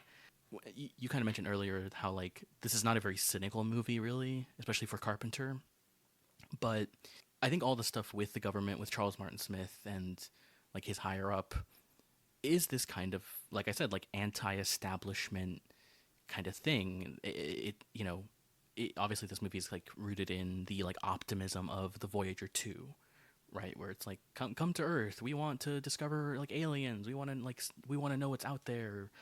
And how much that optimism is kind of, by this point, right, by the 80s, like, you know, 84, like, is kind of dwindled and is kind of like, no, we just want to like study him under like under a microscope, basically. And I love how much Charles Martin Smith's, like, how much his character is kind of like becomes just disillusioned by that, and how he gets a little like kind of fuck you at the end there by like letting them escape and kind of fucking over the like his boss or whatever. It's a weird kind of element of like infusing a bit of that political elements, but it's not kind of harped on too much, thankfully. I think it's just enough where it's there, and I think on this viewing I really kind of caught a lot of that stuff of like, oh wait, this is weirdly kind of political in a way that I would not have expected for this movie. And also it feels like Martin Smith kind of getting closer to what I would probably say is his finest acting role, which is in American Graffiti, where he plays Toad. Oh, yeah. Who's like a similar kind of like nerd growing to have like respect for himself. But also just a weird thing about Charles Martin Smith is he shortly after this became a director, and he has one of the wildest directorial careers ever. His first movie is 1986's Trick or Treat, which is a horror movie about like an outcast metal kid who is haunted by the ghost of his rock hero, has cameos from Gene Simmons and Ozzy Osbourne. Cool. Then, not too long after that, he makes Boris and Natasha, which is a live-action spin-off of the two villain characters from Rocky and Bullwinkle, starring Dave Thomas as Boris. Then, I think perhaps his magnum opus, at least what most people would know him from. Yeah. Air Bud. Yeah. But then, like, a couple other movies, and most notably, both the Dolphin Tale movies. Yeah, what? And also A Dog's Way Home, which is one of the many, course. like, a dog gets, like, I don't know, reincarnated bullshit that came out in, like, the late 2010s. And then his most recent movie, A Gift from Bob, which is about, like, a guy and his street cat named Bob. Oh, so he just loves making movies about animals? I guess. I mean, I guess. I don't know. He loves dolphins in particular. He made 2 movies about them. Yeah, he likes dogs. Well, that's true, yeah. If nothing else, he gave us one of the best moments in cinematic history, which is that referee saying there's no rule that says a dog can't play basketball. In my book, that makes him a directorial legend. Yeah, similar to John Carpenter. I mean, really on equal levels. I mean, that's right up there with, Michael Myers iconically sitting up. There's no rule a dog can't play basketball. Very equal moments in film history. Jesus, there are 5 Air Bud movies? Oh, and there's the Air Buddies movies about the prodigies of Air Bud. If you want to count those, there's technically, like, I don't know, 15 or some shit. Jesus. There's a lot of Air Bud. Air Bud full franchise coming soon? Question mark? I mean, we gotta get into Golden Receiver, World Pup, 7-Inning Fetch, Spike's Back. Spike's Back, I believe, is the volleyball one. But I don't know. We might get into that. Sure, why not? I just want to shout out, there's also a couple other, like, fun characters. I mentioned Ted White shows up in here. He's very fun. The 2 cops, one of them is played by Dirk Blocker, who most would know as Hitchcock from Brooklyn Nine-Nine, and he's looked exactly the same all the way to Brooklyn Nine-Nine. But also MC Gainey's the other cop.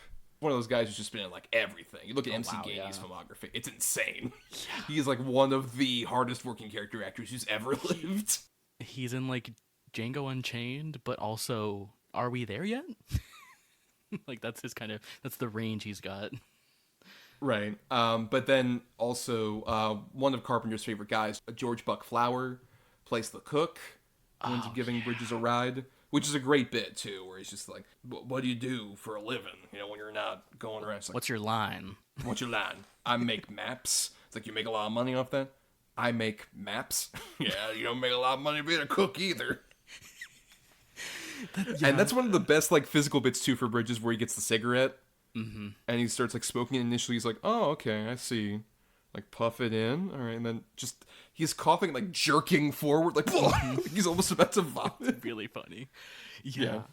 I want to kind of talk about the scene for, like, a second, because I think this scene is, one of my biggest kind of worries and, like, kind of things I really dislike about fish out of water stuff, which is typically, like, either, like, low-hanging fruit, like, oh, he doesn't know how to use a refrigerator or something like that, like, it's stuff like that, but also it's stuff like this where it is the fish out of water character interacting with, like, normal people, and just kind of the weird awkwardness and, like, secondhand embarrassment that I can often get from, like, scenes like that. And this is not one of those scenes at all, because it is, like, it's, like, weirdly, like, human, of, like, these 2 guys just hanging out, and, like, they have a cigarette, and yeah, I don't know, it works so well, even though, like, it's a scene that I think, like we talked about with most of this movie, like, should not work. And yet it is just really funny hearing these guys talk about, like, just, like, their job. I love him talking about, like, yeah, it costs an arm and a leg to raise kids these days, and Jeff Bridges goes, like, arm and a leg? And he uses it later on with Karen Allen, which is really funny. Well, I think a big strength of that also is the fact that Carpenter doesn't make any of these people feel, like, too, like, over the top as, like, comedic archetypes, which I think a lesser filmmaker would. Yeah. Like, I love the one waitress who's at the first diner, Lou Leonard, who's the woman that gives him just like, all right, here's your order, burger, a couple malt shakes, a couple pieces of the Dutch apple pie, and she just says, like, I had a wedge before I got over here. It's wonderful. which feels like a very natural thing you would get from, like, especially like a truck stop waitress, like the perfect thing you would want. Like this very sweet lady who's very empathetic, especially in that sequence you were talking about earlier where Karen Allen tries to like leave and she says like, honey, are you sure you want to do that? Like she has that, Yes. she has concern clearly in her voice, but at the same time she's like, is he like doing something? Is he like, are you in danger? She has that kind of like feel to her. And also, while we're on that, I just want to really shout out the moment that earned Jeff Bridges' Best Actor nomination is when he eats that fucking pie. That is like pure joy that you could only get from somebody who has sort of like that inquisitive nature that isn't quite childish, but also has that like wonder of like discovering something so simple for the first time, of eating a really good piece of pie. Yeah. I also love how the waitress like goes out to them like when they're in the parking lot and like returns the map and everything. Like, Yes. it's a very tiny thing, but also it just kind of like really hammers down the like humanity of it. I also love that while we're on that scene where Karen Allen goes into the kitchen.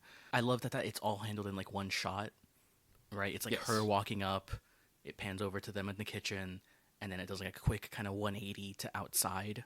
Another thing I think about Carpenter's like filmmaking is the like efficiency of it. You know how he often like will have multiple things happen in a scene, but just keep it all in one shot and just kind of move the camera around. I think he's just the absolute one of the best at that kind of thing, and it's something I really love about his filmmaking, and I think really helps this movie, which is one of his longer movies, weirdly enough, right? Like it's almost 2 hours, and Carpenter rarely made a movie over 2 hours because he very lean filmmaker usually.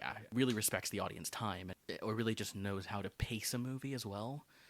And it's all over this movie as well, just how like well he's able to like move this story along, just the editing, the rhythm of it all. Like I love it. I think it's so great.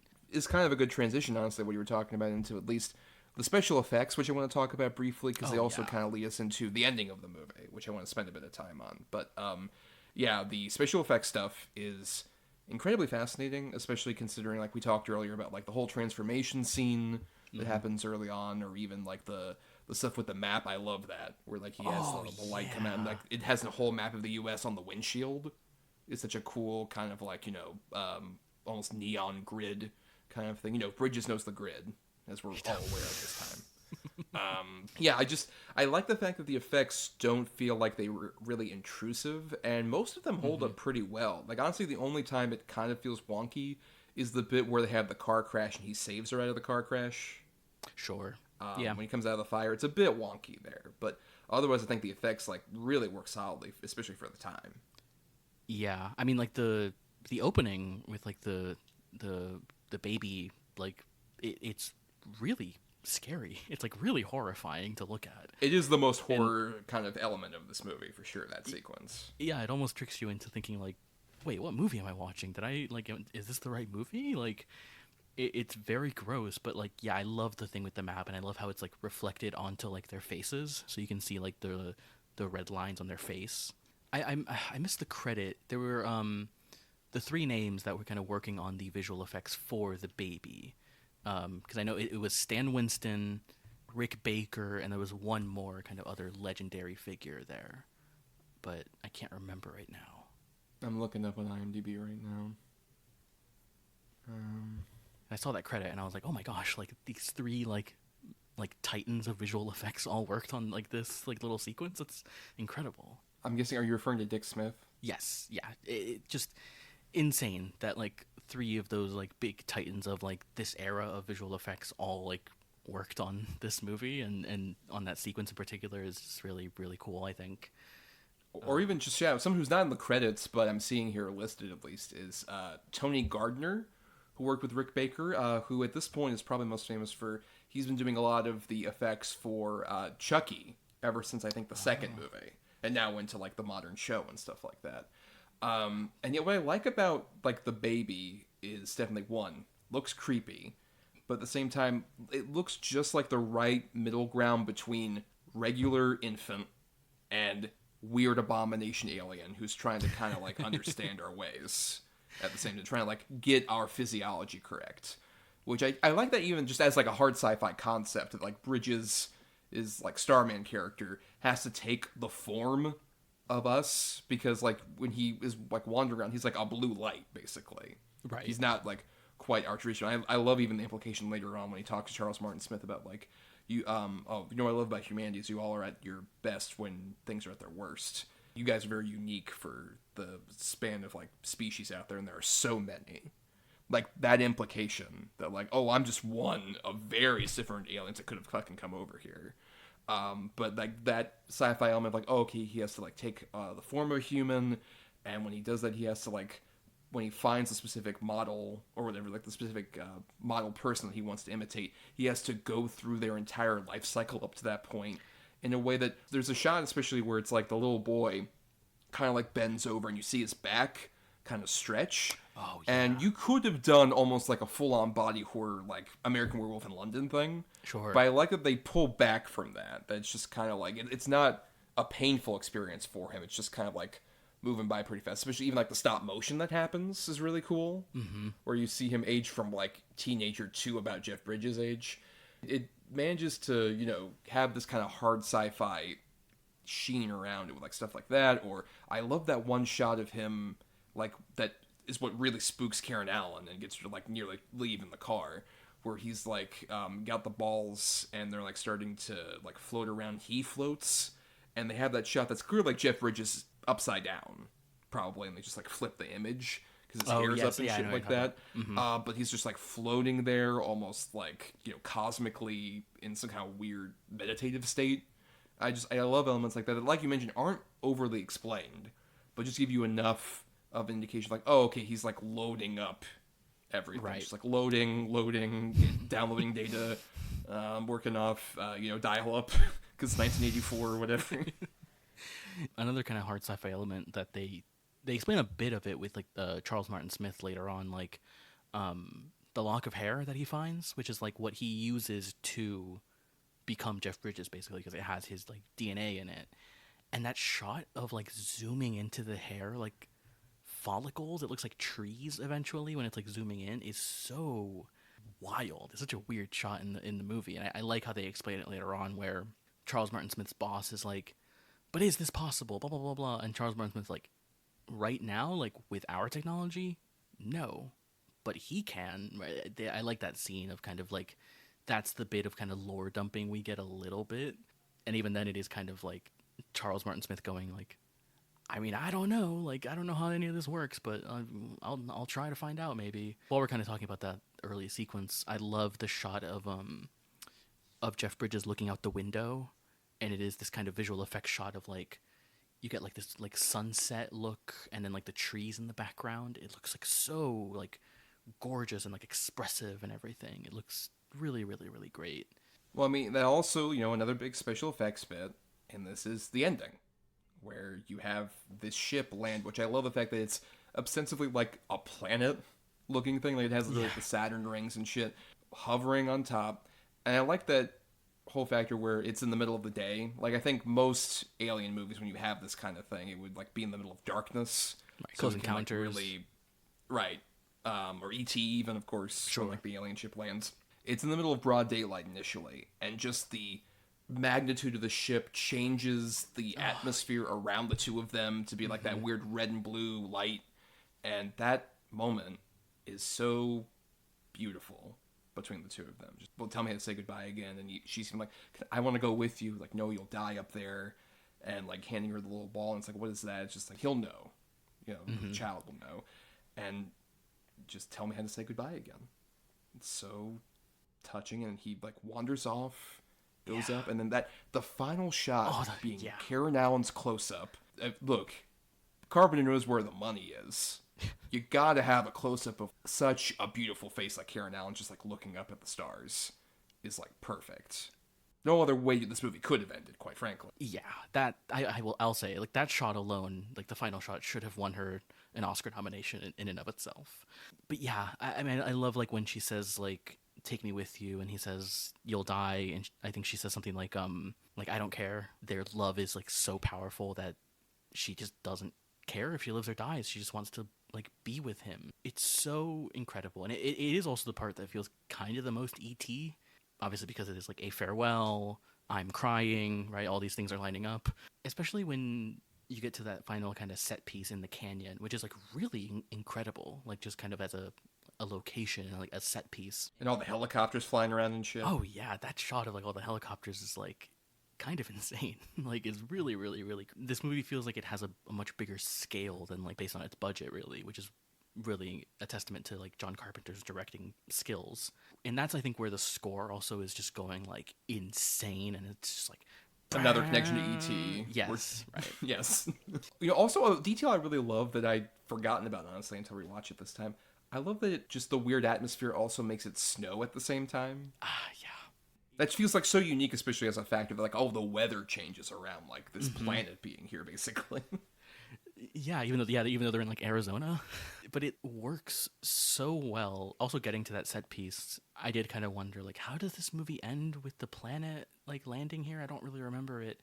And then once that like atmosphere changes, it just is this like gorgeous, like beautiful ending that is like so bittersweet, and I don't know. It really gets to me like in the same way that E.T. does, like on a personal level. It is just so beautiful and like sad, but again, it's not a very cynical ending necessarily. There is a lot of hope in there, right? Especially with like that reminder that like they have a baby. Yeah, it really gets to me, and it's such an impactful ending, and I think such a perfect ending.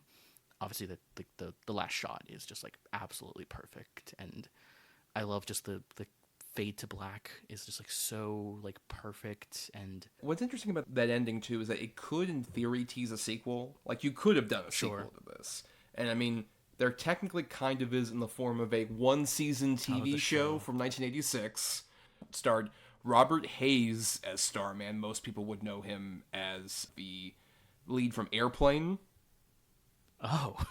Which is very odd, where he is palling around with the son character, Scott Hayden Jr., played by Christopher Daniel Barnes, who most would probably know as either the voice of Prince Eric in The Little Mermaid, or also Greg Brady in the Brady Bunch movie.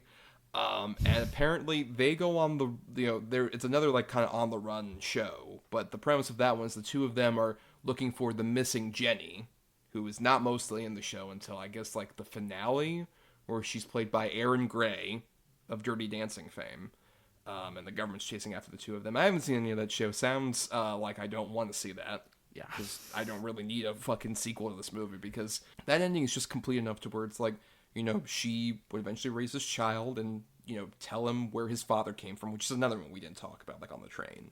It's so good. It's like, tell me where your planet is so I can tell him where his father came from. Which is so, once again, like crushing, like, oh god. Yeah. My emotions. And again, this is all very weird for John Carpenter. Like, he usually does not do any of these kind of big melodramatic moments necessarily, right? Like, the ending of like most of his movies are like really upsetting, or really like The Thing has a kind of similar ending where two people are sitting there. They're not saying goodbye. I guess they're saying goodbye, but it's very different and ominous. But just as heartwarming, and also involves snow. That's true. Yeah. Very similar movies.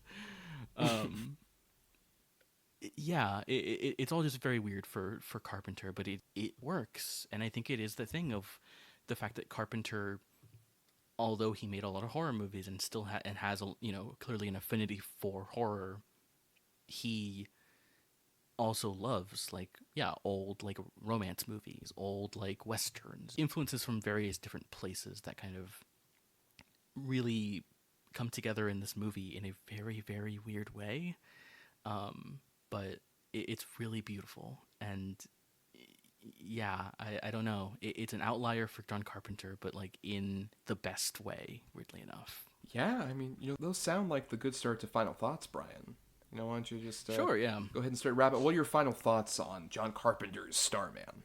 Yeah, I mean, like I said earlier, like when I first watched this movie, I was kind of, turning my nose up to it a little bit, like, oh, this isn't going to be like a good John Carpenter movie. I can't wait to watch, get to the real, like, Big Trouble in Little China. I can't wait to watch that and whatnot. But I was really blown away by this movie, and I really continue to be the more that I see it, and get really attuned to its weird energy, you know, because it is this science fiction movie first and foremost, but it is a road trip movie. It's an on the run movie. It has a lot of beautiful elements of like humanity. You know, it's one of those movies where, you know, a lot of like movies with aliens try to do a lot of those themes of like, well, what is humanity and what does it mean to be human and stuff like that. And I think this movie weirdly gets at that, you know, because like you mentioned all those like weird character actors that pop up throughout. And it's all those interactions with him and Bridges and Karen Allen that really form his view on humanity. There's like the asshole like hunters that they meet in like Colorado or whatever. But then there's like the like super nice like waitress that they meet. And then there's like Charles Martin Smith, who is just like a curious, basically just a kid trying, you know, who has grown up at, you know, loving like the idea of extraterrestrial life. And it's incredibly romantic, like such a beautiful, beautiful romance between these two, which like, again, we really like said this a lot, but it should not work. Like there's so many things in this movie that should not work, and the movie should fall apart immediately, but it doesn't. And it also has just these kind of, you know, elements of like, you know, these political elements, like, you know, anti-establishment and anti-government, or, you know, a mistrust of government and stuff like that.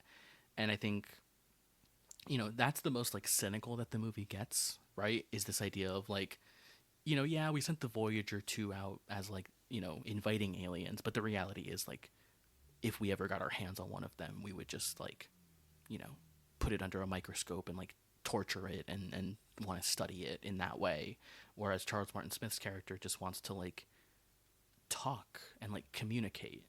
You know, it's really, really gorgeous. You know, it kind of reminds me of Arrival, you know, in that sense. It's really a testament to like how great John Carpenter is, that even in a genre that he has never really made again, be it romance and road trip movie, it is this beautiful and phenomenal and goes like toe to toe with some of his best movies. You know, like he has very few bad movies, but he's made so many masterpieces, and I think this is close to one of them. It's an absolutely gorgeous movie. I think if there's anyone out there who's familiar with John Carpenter, of course, from Halloween, The Thing, They Live, etc., and you've never seen Starman, give it a shot, because it is like absolutely gorgeous movie. I remember when I was younger and I was going through like the John Carpenter movies, I remember watching this and liking it, but at the same time feeling like, oh, this isn't one of like his masterpieces, you know, because I was just like, when you go off like, you know, having like The Thing and Escape from New York and Halloween,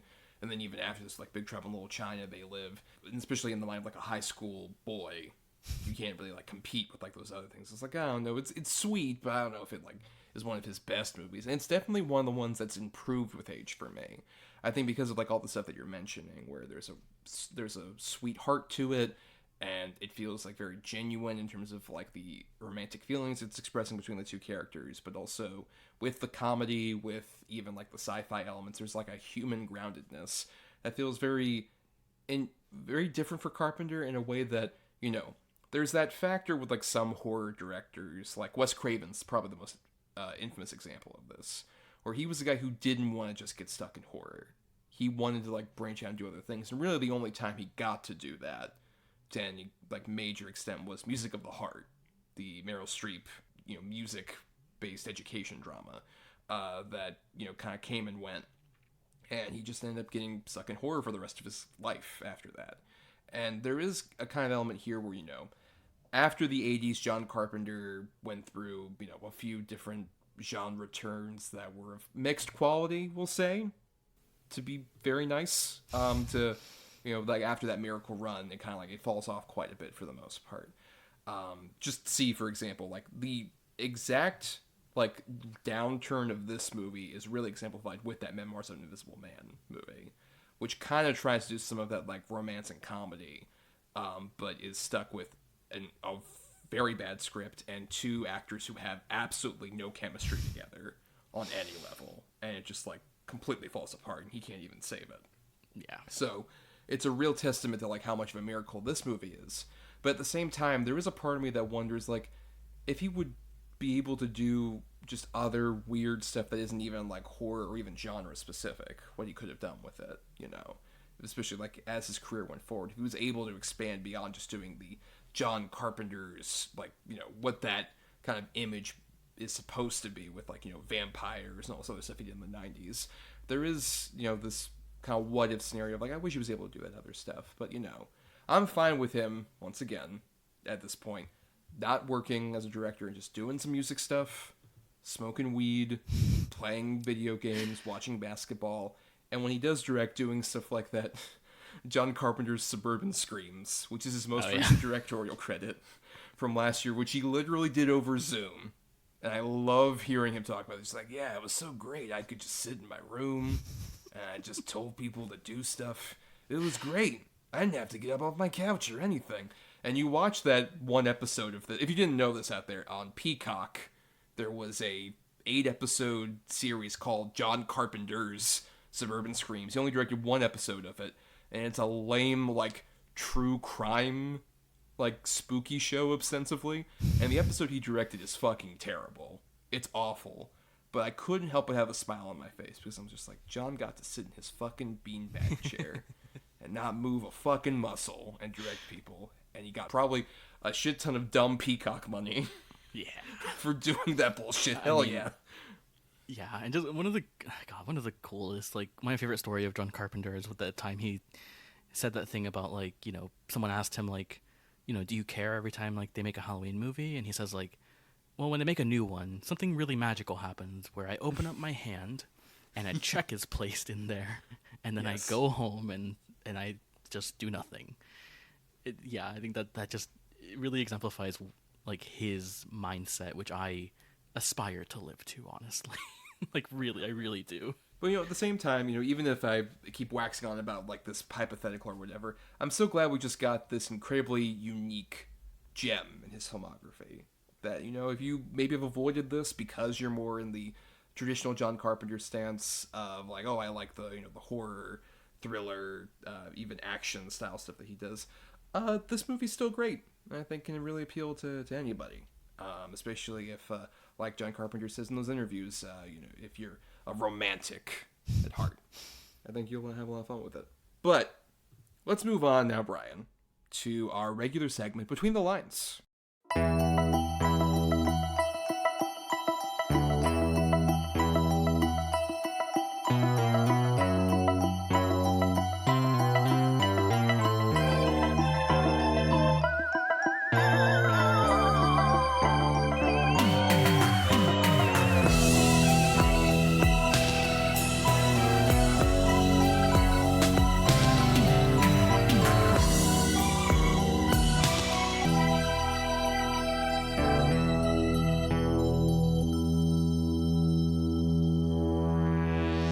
So on every episode, Bryan and I recommend a movie on Between the Lines that either is related to the movie that we're talking about to some degree, or could be maybe an alternate choice, as in this case an A for Atypical Hard Sci-Fi movie.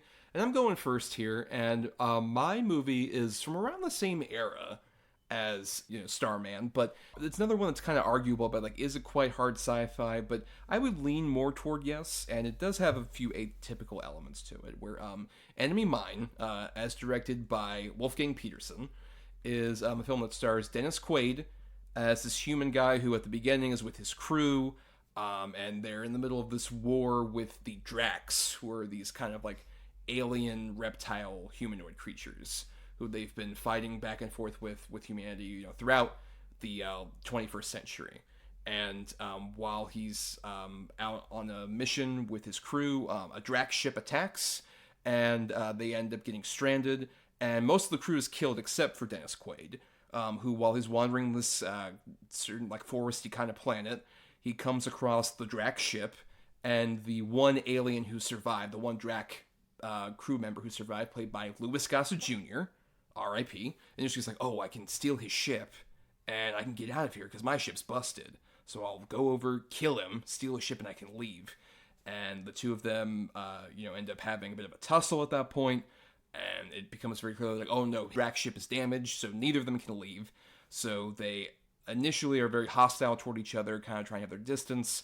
But it seems very clear that the Drac alien, who is named Jariba, which the guy ends up calling him Jerry throughout the movie, end up growing an alliance and a respect for each other as they try and survive on this alien planet together. And I think this movie, it has an interesting production history as well. There was apparently a lot of chaos with, there was a different director originally than Wolfgang Peterson, Richard Loughran. He shot for 3 weeks with Gossett Jr. and Dennis Quaid, and everything was going wrong, apparently. The makeup looked like crap for the Drac, and all of the sets were like poorly shot and everything. So Wolfgang Peterson came on and decided to salvage the movie, like just completely from scratch, try and relaunch it. And I think it's a great thing that we ended up getting this movie, because I think it's an incredibly interesting, just like buddy movie about, it's mostly just Dennis Quaid and Louis Gossett Jr. playing this alien creature for a lot of the movie. The two of them have an interesting chemistry that really works. It's a premise that could sound a bit more like, Interstellar Green Book in the wrong hands, because it's like, oh, two cultures learning from each other. Like, we're not so different, you and I. But I think they do a much better job of at least really conveying like that back and forth. If nothing else, I think the big reason I'm going to recommend it is because we recently lost Louis Gossett Jr., and I would argue he is masterful in this movie as the Drac. He has a lot of great like body language and has a lot of tics that make him feel kind of like alien in a really genuine way, where you feel like there's a lot of thought brought into it, that it's not just like, oh, a generic alien type creature. It's not like him doing an imitation of like Spock or anything like that.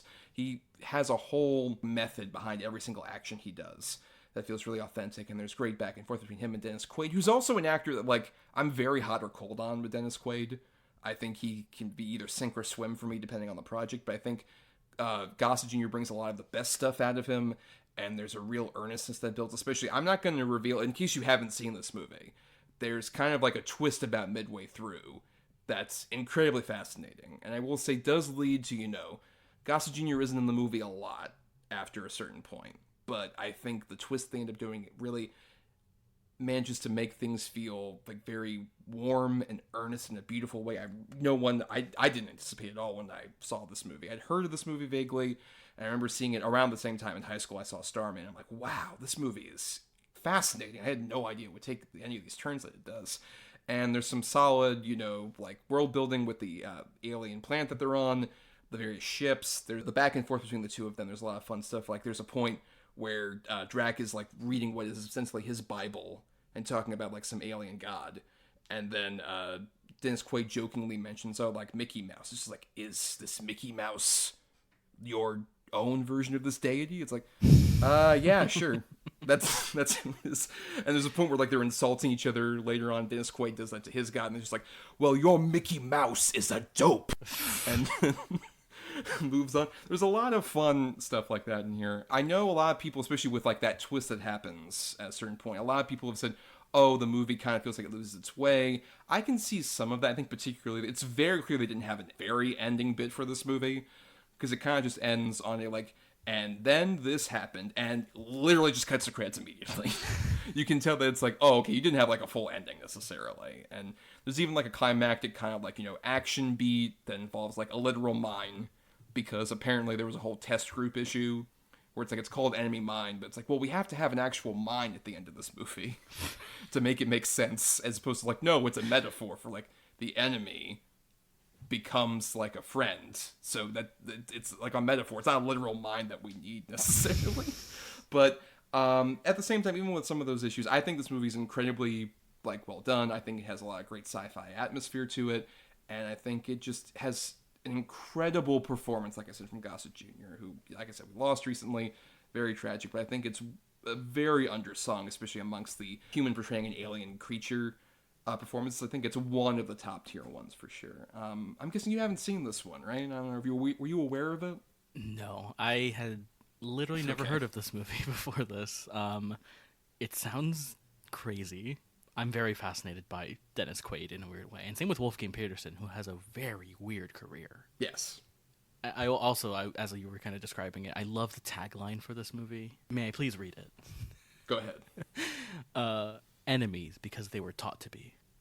Allies because they had to be. Brothers because they dared to be. It's such a great tagline. No, yeah, I've been looking also at like pictures as you've been describing it, and it looks so insane. The like makeup on Gossett Jr. looks so weird, and Shout out, by the way, this was the follow-up that Chris Walas did from Gremlins. And before he did The Fly, makeup and won an Oscar for that. Oh, This is the movie he did in between those two, yeah. Cool. Yeah, it sounds very, very weird. I'm kind of very into it, and I'm always just fascinated. Movies are so fascinating, because I've never heard of this movie in my entire life, and it sounds like weird and awesome, and yeah, I just love kind of finding these weird like sci-fi or genre movies really in general that like everyone has forgotten about, but like going back to them, they're pretty good. So yeah, I don't know, I would like to see it at some point, but yeah. And by the way, just to speak to the weird Wolfgang Peterson career, this is the movie he did right after The Never-Ending Story, and right before, not too long after this, is In the Line of Fire, the Clint Eastwood John Malkovich thriller. So weird. But what's your recommendation for Between the Lines this week? My recommendation, I'm going with another Starman, kind of. He's a bit of a Starman himself. Is he waiting in the sky? Yeah, he is. I'm going with Nicholas Roeg's version, his 1976 version of The Man Who Fell to Earth, of course, starring David Bowie. I had never seen this movie before, and I chose to watch it this week because the plot is very similar to Starman in the sense that it is an alien who falls to Earth. But in this case, it is David Bowie who plays an alien who takes the name Thomas Newton, who basically is trying to get back to his planet, which is going through a drought, and he's come to Earth to collect water, basically. And he eventually starts a company, a corporation. He falls in love, and eventually kind of his plans get thwarted eventually. But I'm always fascinated by when musicians act in general, but obviously David Bowie in particular has a very weird and very specific filmography, of course, because this is pretty early, I think, in his acting career. Later, of course, he does, like, previously mentioned The Hunger, of course, the Tony Scott movie, Merry Christmas, Mr. Lawrence, which is a great movie, and, like, Labyrinth and stuff like that. And this movie is so strange in so many different ways. First off, I think the just atmosphere and the vibes of this movie are very odd, because they can go from this kind of contemplative, almost droning kind of movie to have, like, the next minute it has like a jangly like country song, and then like the next minute it has like a jazz like song playing. It's so weird, and it also has these kind of like 70s like psychedelic kind of visuals. Of course, Nicholas Roeg, and it's a really fascinating movie because it's very long. It's 2 hours and 20 minutes, and it starts off and it's very kind of interesting to see Bowie act in this movie, because he's having to play this kind of like Jeff Bridges having to play this very stiff kind of alien creature pretending to be human. But eventually this movie becomes kind of a commentary on on just capitalism, not just kind of US capitalism, but just kind of as humanity itself, and how we're absorbed by capitalism and money and power and all of these things, and how it leads to this alien basically almost forgetting kind of why he came to this planet and what his point here was. But also it has, kind of like Starman, has a very beautiful romance with Candy Clark that starts out kind of slow and really kind of builds that romance throughout the movie, and you really get to go through different phases of the romance as well, which is, I think, really fascinating and is very different than Starman, because it's not as sweet, although it can be sometimes. and it's also just a very intimate movie. You know, I think this is right after Nicholas Roeg directed Don't Look Now, the movie with Donald Sutherland and Julie Christie, R.I.P. Donald Sutherland.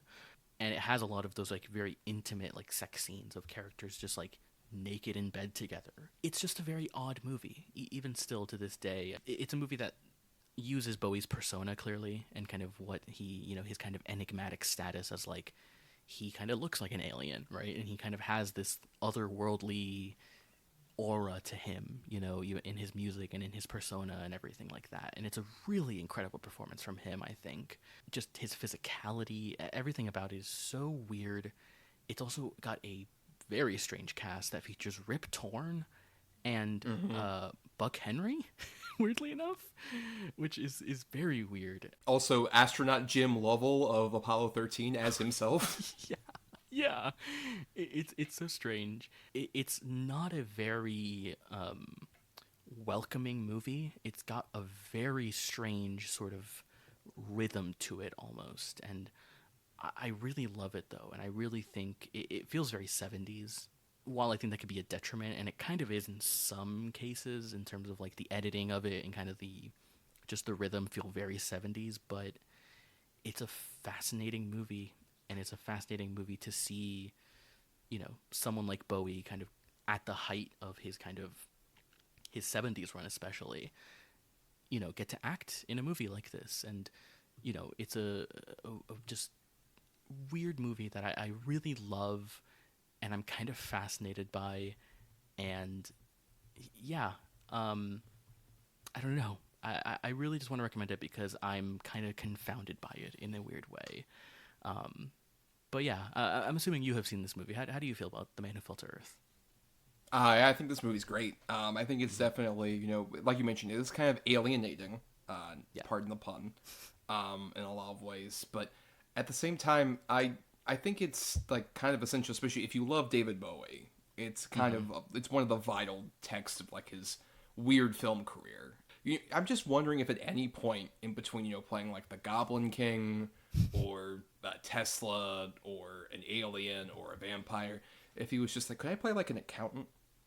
Could I do just like the most normal possible human thing? Right. At some point. And like in the middle of that too, he plays like Pontius Pilate from like Pontius Pilate. Pilate, yeah, sorry. In Last Temptation of Christ, which is like so weird. Right. And I mean also not too far off from like Jim Jeffries in Firewalk with Me, one of the strangest we don't need to talk about Julie. Right. And his like cameo in Zoolander, which is my favorite part of Zoolander, honestly. Oh, look, it's a walk-off. And you gotta get somebody to judge that walk-off, of course. But yeah, I think The Man Who Fell to Earth, it's definitely an interesting exploration of a lot of the things that you're talking about, in terms of, you know, really particularly celebrity, which obviously Bowie, you know, it feels like he's very central, because this is like right in the middle of like so much of that fame. It's like post-Ziggy Stardust. Right. And it feels like he's working out a lot of stuff in an interesting way. I think particularly a lot of the scenes by the time he ends up in like that one bedroom he's in for like a solid, I don't know, third of the fucking movie. Oh yeah. At a certain point. And he's just like surrounded by TV screens. That one shot of him surrounded by TV screens sitting naked in that chair is like one of the iconic like Bowie images to me for sure. And yeah, I need to see more Nicholas Roeg stuff because I've seen Don't Look Now and this and The Witches, obviously, which I saw as a child. And didn't scar me to any degree. Children's film by Nicholas Roeg, never. But yeah, he has such a fascinating eye. You can tell he's one of those great examples of like a cinematographer turned director. Where when you just watch any of his movies, it's like, wow, this is so immaculately put together. And in this case, it definitely feels like, you know, sort of traditional narrative and character is a bit more secondary to him. But at the same time, I found it like really engrossing, especially that final sequence in The Man Who Fell to Earth is like so tragic without saying like a lot, really. It's just kind of like, oh, wow, this is like a sad existence for anyone to live, even if it isn't like traditional, you know, sort of capper ending. It's like such a sad, pathetic, miserable way to end a movie in a really beautiful way. Right, which I think can be kind of, like you mentioned, alienating. I think it can be very alienating to watch this movie and have that kind of very sad and kind of mournful ending to it. And the movie as a whole has this kind of vagueness to it, even more vague than something like Starman, where there are times in this movie where I was genuinely confused, like, wait, who are these guys again? Who are they supposed to, but Right. it really works. And I think also, like you mentioned, just on Bowie's persona, I think also all those scenes of him like drunk and just like kind of like messed up also really kind of hit hard, knowing that like I think this is about the time when he's like really into like hard drugs, and he's about to like go to Berlin and make that kind of famous Berlin trilogy. Yes. But I also need to see a lot more Nicholas Roeg movie. I've never seen The Witches. Is it a good movie? Yeah, I did rewatch it recently. I get why it fucked me up as a child, but Sure. it's interesting. Especially it's the last movie Jim Henson really had any work on. 'Cause he was a Oh, producer wow, on it. okay. Yeah, so it's got some of the Jim Henson effects. Angelica Houston's amazing in it. But in any case, The Man Who Fell to Earth is also pretty great. But let's go ahead and repeat our titles for people out there in case you want to add these to your watch lists. I recommended the 1985 Wolfgang Peterson film Enemy Mine. And I had Nicholas Roeg's 1976 adaptation of The Man Who Fell to Earth. And we're going to wrap up here, but we got to thank some people before we get out of here, Brian. We got to thank Burial Grid for our music used on the show. Purchase this music at burialgrid.com. Thanks to Michelle Kyle for our artwork. Find her at MishKyle96 on Twitter. And thanks, of course, to our cineast patrons out there over at patreon.com/cinema. Number 2 letter, where for just $1 a month you get to vote for stuff that we do for the show, and also you get to listen to bonus podcasts, which we're taking a break after this particular episode, for in between seasons, but we'll still be posting stuff on the Patreon, like bonus audio that you can hear, like for one, the monthly Adult Swim randomized podcast I do with friend of the show Tori DePina, called Marco Polo, an Adult Swim podcast. That we'll be posting, at least a couple episodes in our hiatus over there. But also you get to hear audio reviews with Bryan and I.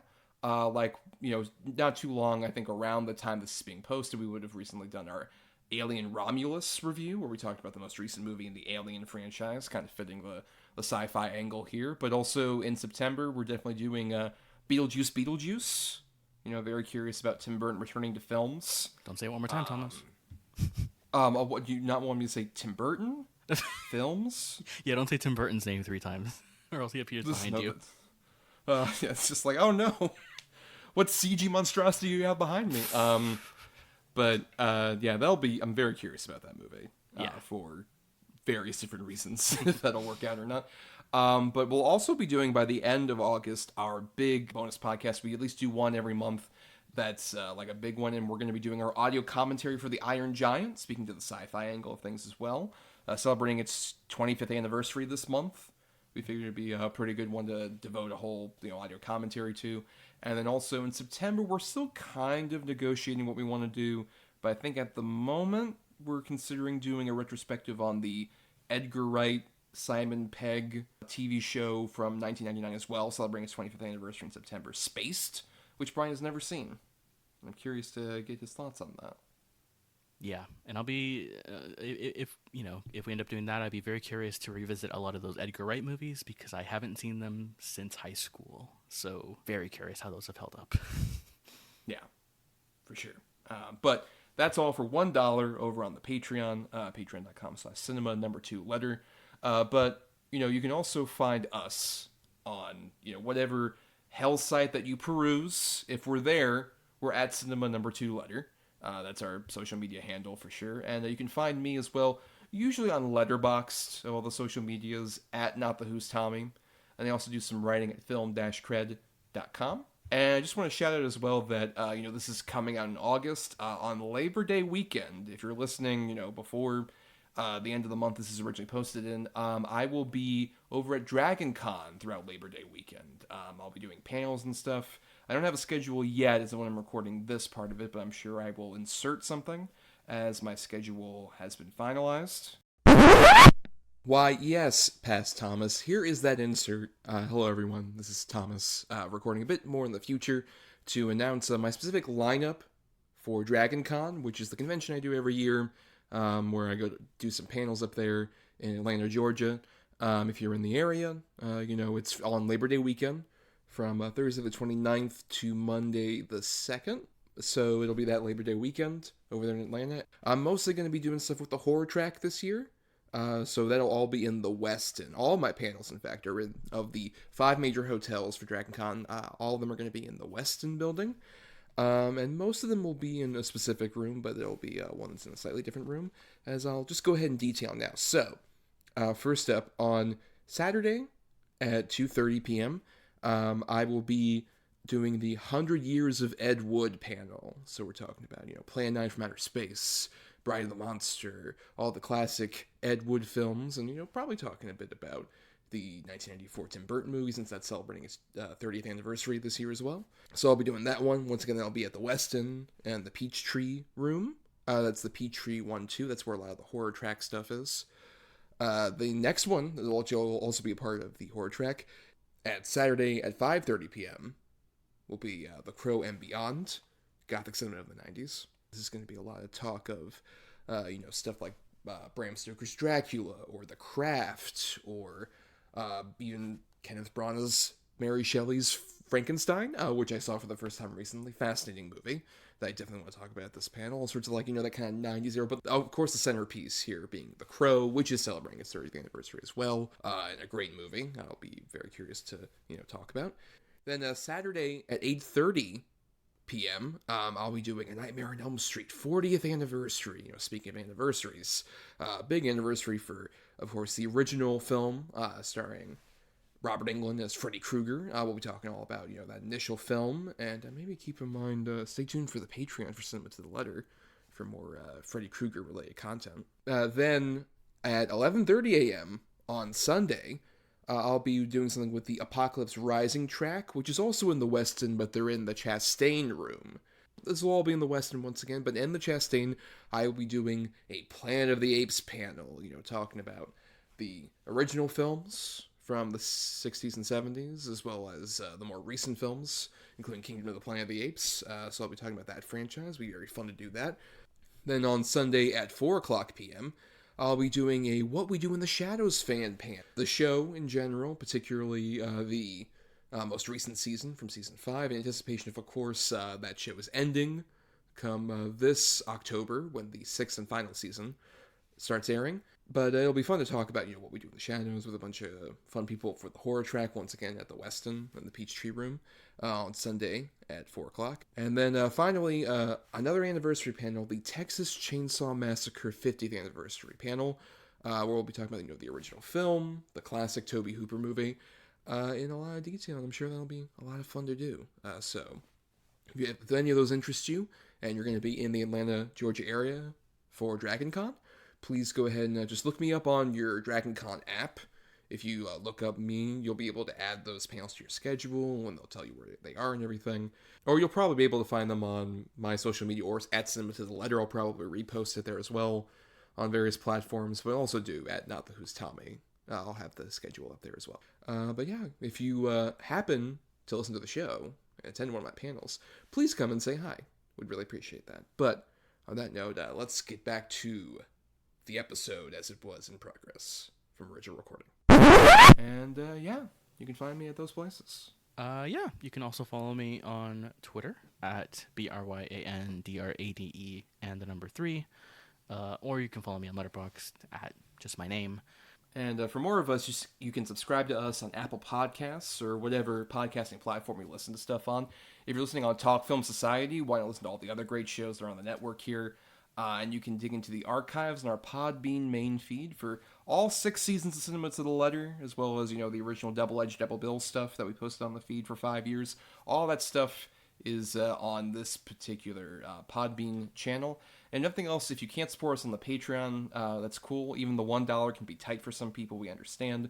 But the free way to help us out here is just to rate, review, or simply share the show around to give us more visibility. Be our Voyager 2 satellite and get us to the far reaches of the universe, so aliens can listen to our podcast and definitely never come to Earth. But on that note, Bryan, as I mentioned, this is the end of our Hard Sci-Fi run, and we're going to be taking a break, through August and most of September, but the plan is, if all things correlate right, we will be returning on September 24th with our horror-themed season, which, shout out once again to our Patreon, our Cineast patrons ended up choosing in a poll between our two options for the topic in general that we would cover, and the patrons ended up choosing ghosts as our main topic. So we'll be talking all about various different ghost movies. We'll have, a little mini episode, I'm sure, to announce which movies we'll be talking about, so y'all can catch up and watch along with us, as it were. But yeah, ghosts, fascinating topic. Can't wait to get into that. Ooh. That was my ghost impression. We'll be getting a bit of ghosts with that movie that we're talking about in September, directed by Tim Burton, starring Michael Keaton. Oh, yeah. I won't repeat the title. But, we'll be talking a bit about ghosts there, and they'll lead it right into it. So that'll be a lot of fun. But yeah, on that note, Bryan, it's time we gotta end the season because, yellow light, that means we gotta go really fast and end it. We gotta end it really fast. Go!